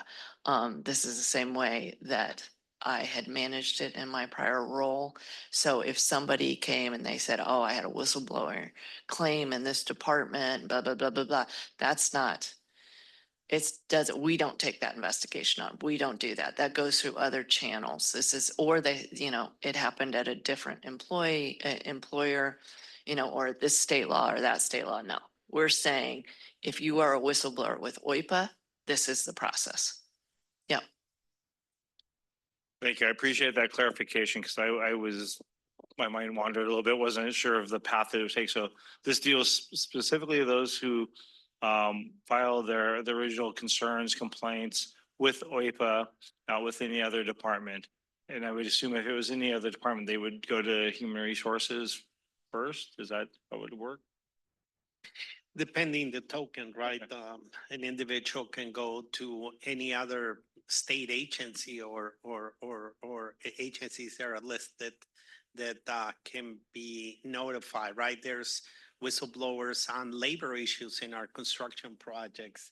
There are whistleblowers on misuse of funds, and they can either go here or go to the district attorney. Yeah. So I think that's where my spirit was coming, because we have a lot of whistleblowers, actions and definitions at DOT for construction projects on labor issues, like if they're not getting the right salaries. It's a broad area. So tightening it and bringing it to the actual spirit.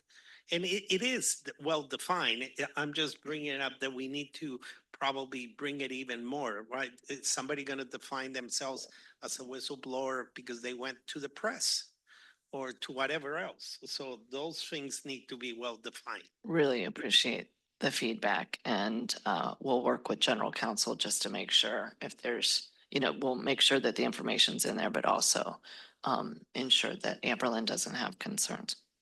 Yeah, like I said, for me, it's just really that whole understand the path. If somebody in procurement has an issue and they go to their supervisor, does the supervisor say, hey, stop right there, just go talk to OIPA?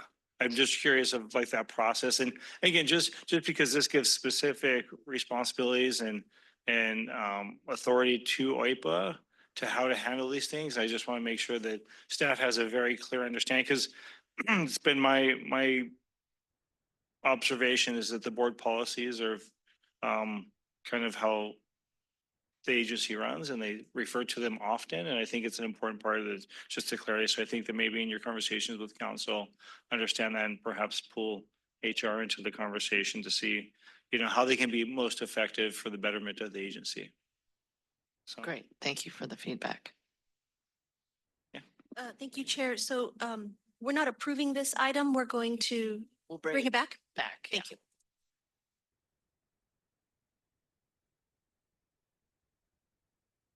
Can we approve the deletion of 42? I guess it doesn't really matter. It all goes together, right? Yeah, I was gonna say, I Okay. don't think you'd get rid of 42 without having a 43 in there. Okay. Might leave a gap, but I'm no legal person. I just think out loud. Rather do it all together. Do it all together. Okay. All right. Well, we're gonna move on to item 4.3, and the Independence Performance Auditor will provide an update on the OIPA's goals and strategic vision for fiscal year 2026. Courtney, it's all yours.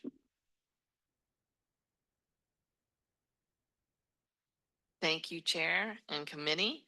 So I am very excited to present OIPA's Framework of Excellence, the IPA goals and metrics for assessment. And just to go back a little bit and remind everyone, so when I brought my accomplishments at the last meeting, we had intentionally extracted the goals for this year, for this performance period. And I had stated I wanted to bring it back to you because we want to make sure it's aligned with our mission. And so our mission is to create a model audit shop. So now we have created the goals and the metrics so that you can measure my performance, OIPA's performance on delivering a model audit shop. So when it comes to delivering a model audit shop, there's 6 goals that I believe are critical. First, we need to meet our mandate, audit high-risk areas of the agency and administer an effective whistleblower function designed to deter, detect, and defend against fraud, waste, and abuse. Impact and productivity. Produce impactful work that unearths systemic issues, uncovers wrongdoing, and promotes a culture of accountability. Quality. Issue well-written, impactful, and interesting reports with clear findings, thoughtful presentation, and effective data visualization. Results. Offer impactful recommendations, prioritize their implementation based upon risk, continuously validate audit recommendation implementation, and report out regularly on results. Leadership. Lead a knowledgeable team driven by purpose, dedicated to excellence, and committed to providing value to SANDAG's leadership and stakeholders. Governance engagement. Engage and inform the audit committee through report briefings, effective agenda management, timely discussion of important oversight issues, and responsiveness to requests. Each goal is then broken out with the goal, the product, event, action are related to the goal, and the metrics. So first, for meeting our mandate, in the interest of time, I won't reread the goal, but the action or product that is produced is we have the annual risk assessment that I do every year. We also achieve widespread awareness of safe, secure, reliable hotline. So that is, and then how do we measure that we're achieving that widespread awareness or that the annual risk assessment? So first, OIPA presents to Audit Committee in July 2026 for approval, the risk assessment. 2, staff communications promoting the whistleblower hotline over the year, both in November, which is Fraud Awareness Week is in November, and in August, we'll have a communication go out to all staff. We'll have an annual survey done in April to take the pulse of the staff to see if they are aware of the whistleblower hotline and how to utilize it. Our next goal on impact and productivity. Well, what we produce is audits and investigations. The Let's Talk Ethics Forum that's produced quarterly. We have a third-party integrity unit, which I presented to you in our annual risk assessment and work plan.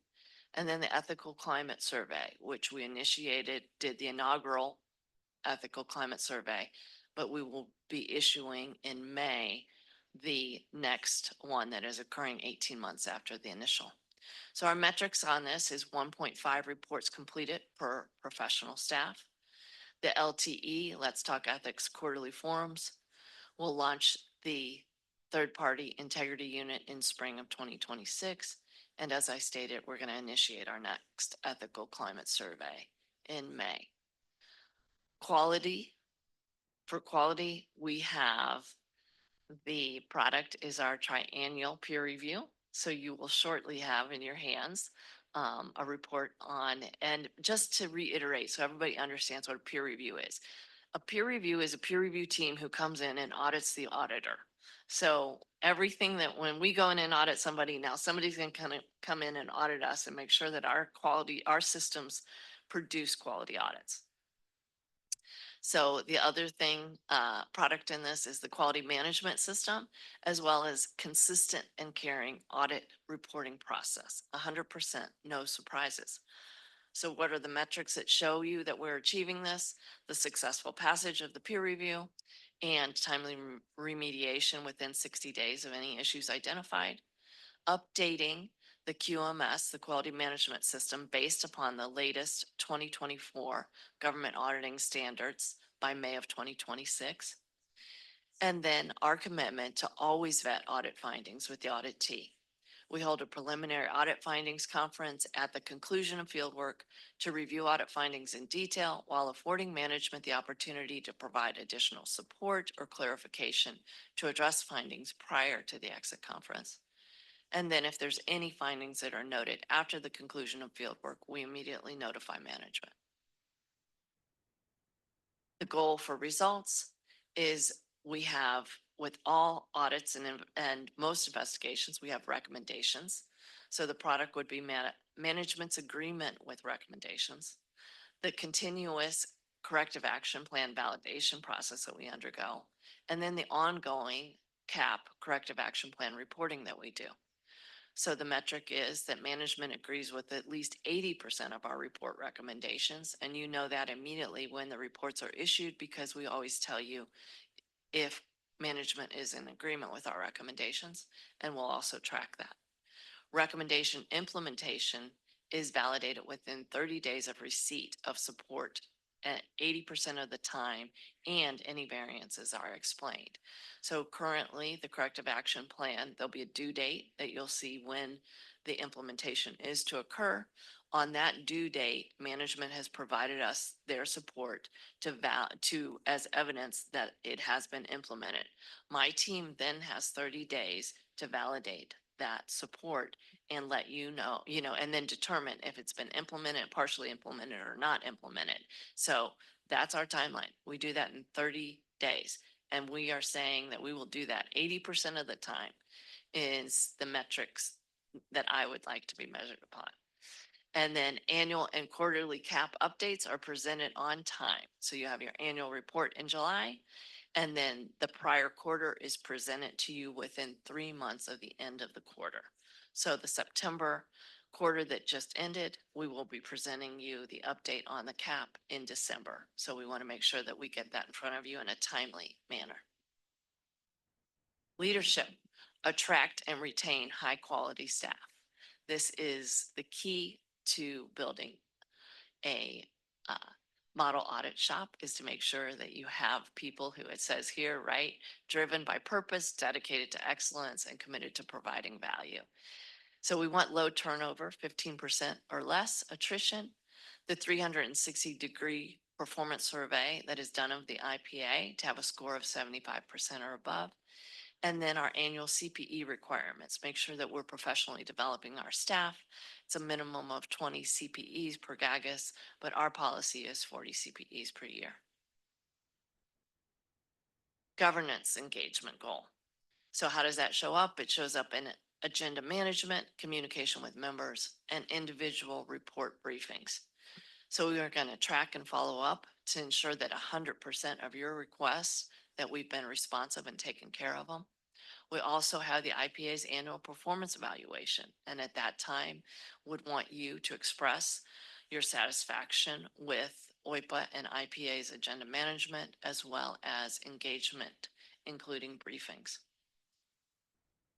This just provides a chart that puts it all together so it's in one place, easy to pull out when you want to know where we are on goals and how we measure them. And with that, I'm happy to take questions. Thank you, Courtney. Francesca, are there any public comments on this item? Thank you, Chair. We do have 2 public comments, Cesar Javier and Timothy Bilaashka. Cesar and Purita, I hope you would not perceive as a monopoly from the elders. The sequential discussion from diagnosis to prescription to policy changes, stages is good, better, best, reinvigorating, refreshing, an improvement. Our attention was caught on the tenure, meaning time, expertise or qualification in the selection of members of the board. I hope this is still within the context of 4.3. the rarity of that phenomenon, unintended consequence, rendering a member in this prestigious thinkers lineup like a circuit breaker. What provision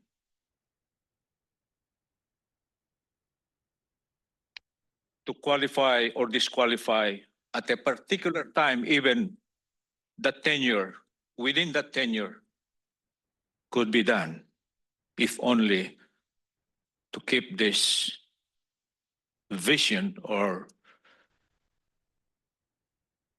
performance audit at a peak level. If Chair A, for some reason, rarity, is there a provision, Mr. A, please step. Thank you very much. Your time has expired. Our next speaker will be Timothy Bilaashka. You can go ahead. Thank you again for taking my comment. I've been listening to the discussion. I would just make an observation that very often these committee meetings turn to narrative in the discussion among the members and the public. I would appreciate some type of bullet organization of the main points. Maybe this particular topic would be maybe 8 lines, because it's difficult to follow a long narrative, especially when it's in a little unfamiliar territory. And I can only imagine the amount of efforts that's gone into this particular topic. So if there's some way to add a simplification of what's being discussed, because the details are important and need to follow a narrative, but the narrative requires understanding a lot more of the details. Thank you for taking my comment. Thank you. That concludes the public comments. Thank you. Are there any member comments? Thank you, Chair, and thank you, Courtney. I'll start out by saying that wonderful to see, really appreciate all of the continued improvements that you drive in this organization. And I think this is the best plan we have yet. And I just want to make sure that I put that out there. So, I'm someone who also looks for continuous improvement. So I will have comments, and I just want to make sure you realize that I think this is a really great starting point as well. So some of my comments, the first one, the whistleblower program, I'd be very interested to see something in there that's measuring trust, not just awareness. So are people, when you do the survey, are people actually feeling confident that the program will do the right thing by them? I think you did that with the first survey, but I think it would be useful to have a metric in there that says, like, trust is going to improve, right? We will improve trust over time. Maybe at some point we can have a threshold, say that at least 75% of the people respond saying they feel they get comfortable using the program. That would be a really high number. I don't know what it would be, but just something like that. And I also think that we should likely consider having a metric around how long it is before we address the items that are reported. I mean, the whistleblower program, if somebody reports something, it doesn't even get looked at for 2 years, is going to discourage people from using it, right? So those are 2 things that I'd be interested in there. This I'll ask more as a question, but from my perspective as a board member, I'd be more interested in seeing the risk assessment and audit plan in June versus July. Is that too difficult to do? Because July 1st is the start of the next year, right? So I don't know if it's possible to get that in June, but if it is, I would prefer to see it there. Audit quality, you pretty much already covered this, but management not only agrees to the percentage of recommendations, but we've had many recommendations which don't even have a date in them in the past, and I think we should get to a point where at least and they didn't have a date because it was understandable because they didn't know what the date was, but there should always be a date in the recommendations that stipulates when the next time this will actually be looked at is, right? So by June 1st of 2026, we will come back and have a date here, or we will give an update or something like that. I just think, so the 80% number should not just be agree, but actually have an aligned path forward, if that makes sense, on date or timeline. So in my mind, it's not just agreement to the recommendation, but it's also 80% should have dates and also action plans that are committed to with those dates. And you actually sort of implied that in your presentation, but it isn't listed in the text. And the next one, there was this one. I find it interesting. You do a really good job. I really liked the concept of it. When you issue your press releases, you actually issue them to the public. There was no mention of the public anywhere in this evaluation, right? The one idea that I had, how can we get that in there, that I thought was like, maybe as part of the annual audit status report, we do a brief presentation on how to find and get updates in the dashboard, or just something that acknowledges our job here is to report to the public as well, and then show that we're being a good oversight agency for them. And I just found it interesting there was no mention of the public. But maybe just, maybe the easy one would be how, all of our reports are published to the website immediately 100% of the time, or just things that are showing we're being responsive, that the information is readily available to the public. And then the last one, I brought this up last year. I mean, it goes under the good governance agenda management. I don't know that we need a metric on this, but we need to figure out how to get these meetings regular and on the regular scheduled time. I'll point out, this is only the third meeting this entire year we're holding on the regularly scheduled date that was published at the beginning of the year. Every other meeting has either been canceled or a special meeting. And it's important that we try to figure out how to fix that. So at least most of our meetings are occurred when they're scheduled and planned at the beginning of the year. And that kind of fits into agenda management, but not entirely. Just, it's important for the public and for the members to have predictable cadence to these meetings. And that hasn't happened over the last 18 months. And I don't need that to be in here necessarily. It's just feedback. Thanks.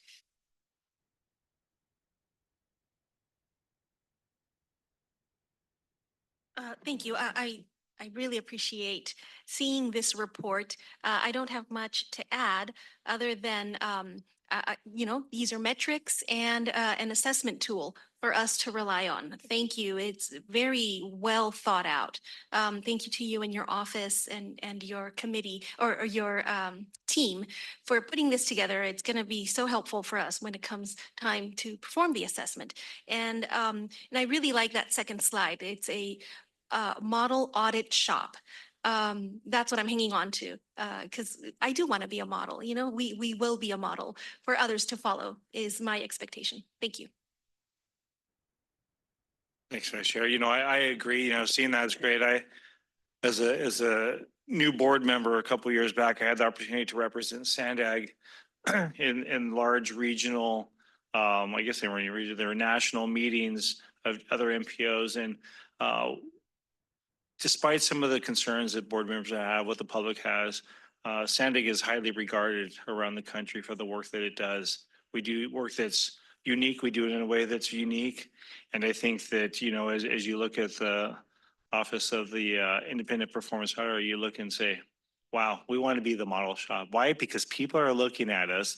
And even if they weren't looking at us, we'd still want to do the right thing. And that's where the integrity part comes in it to me. So I appreciate it. A lot of great stuff in there, a lot of accountability. One thing I did have a question on, it talks about the all staff communications, promoting the whistleblower program. Is that something is it a month-long thing, or is it just a couple communications? Are there posters up? We do have posters up. And that goes without saying that there'll be a presence of those posters. So there's definitely more things. I tried to focus in on some metrics, right? Because I think my first iteration, I said visibility throughout the buildings, right? And then I came back to, okay, we're going to do that no matter what. And then put the communications out, because I think building this rapport with the staff, is very important, that they know and understand the program. So, however, with that said, Chair, if you would like to incorporate, that there is a presence in the SANDAG sites with the whistleblower posters or information that will definitely incorporate that. And I also like that too, like with the public, of making sure that we spend some time in a meeting going over where to find our reports, how to submit a whistleblower report. I did that to one of the briefings, agency-wide briefings, where I showed them how to put a report into the system. And we're going to do that in our December Let's Talk Ethics. Again, we're going to walk the staff through how do you submit a report.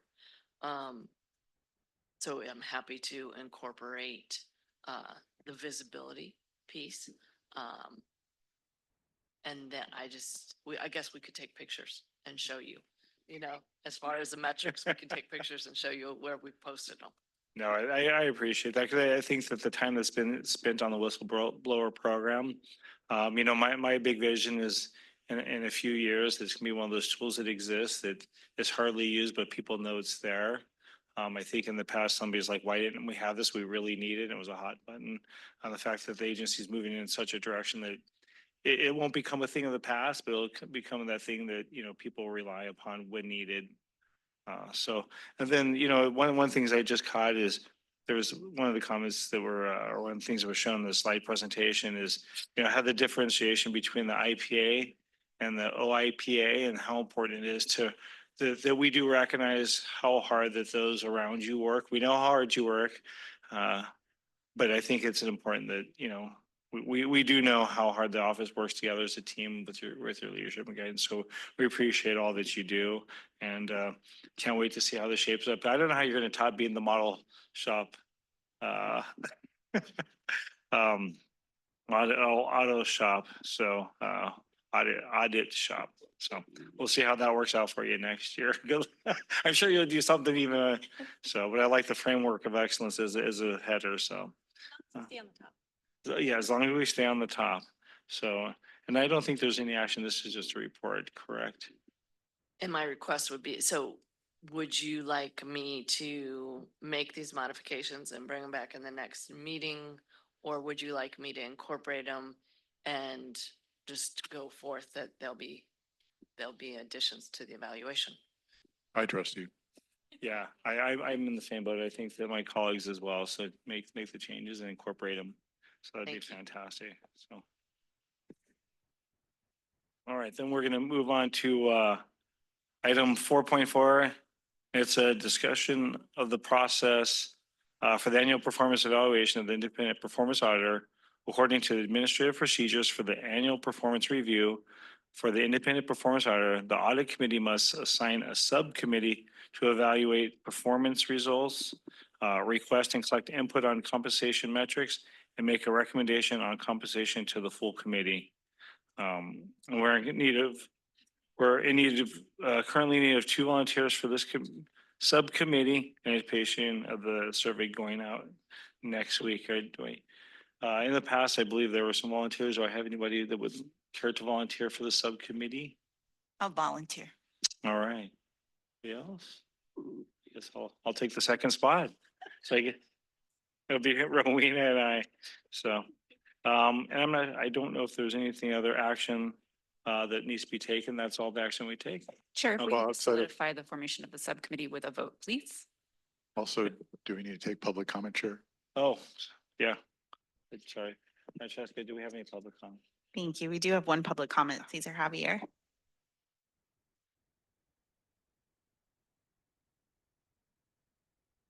We enjoy in this mental exercise.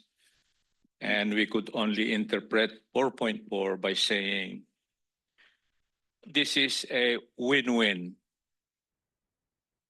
effort on both the performer and the observer, which is IPA. IPA, in a simple way, do you approve of what the examinee or examiner or the performer, if the process set by the thinkers of SANDAG is within the good, better, best level? As we observe, there are changes, and it is blessed as far as our intellectual interpretation. They're on the level of good, better, best. Do you agree with that, IPA? However, there is always a room for improvement from the elders' advice or teaching and even learning, because we're even learning today, ma'am. Thank you, SANDAG. I believe we are on the right track. The examiner and the one being examined should be working together, because this is only meant for a higher plane on quality of service to San Diegans. Thank you, SANDAG. And thank you for your intelligent input today. Thank you. Thank you. That concludes the public comments. Vice Chair. Thank you. Thank you very much to our public commenters for spending their time with us today. Chair, if you're ready for a motion, I would like to make a motion to form the subcommittee with Ms. Rowena Dorsey and our chair, Mr. Fisher, for the annual performance review of our OIPA, of our IPA. And thank you very much for volunteering in this capacity. Thank you. I appreciate you. We need a second. I second. All right, let's go ahead and vote.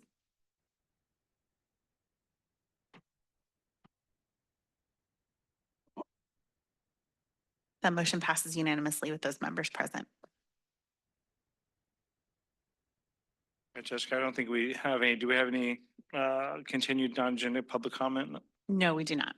All right, that concludes our agenda today. Our next meeting will be scheduled for Friday, December 5th at 9 a.m. We are adjourned. Thanks, everyone.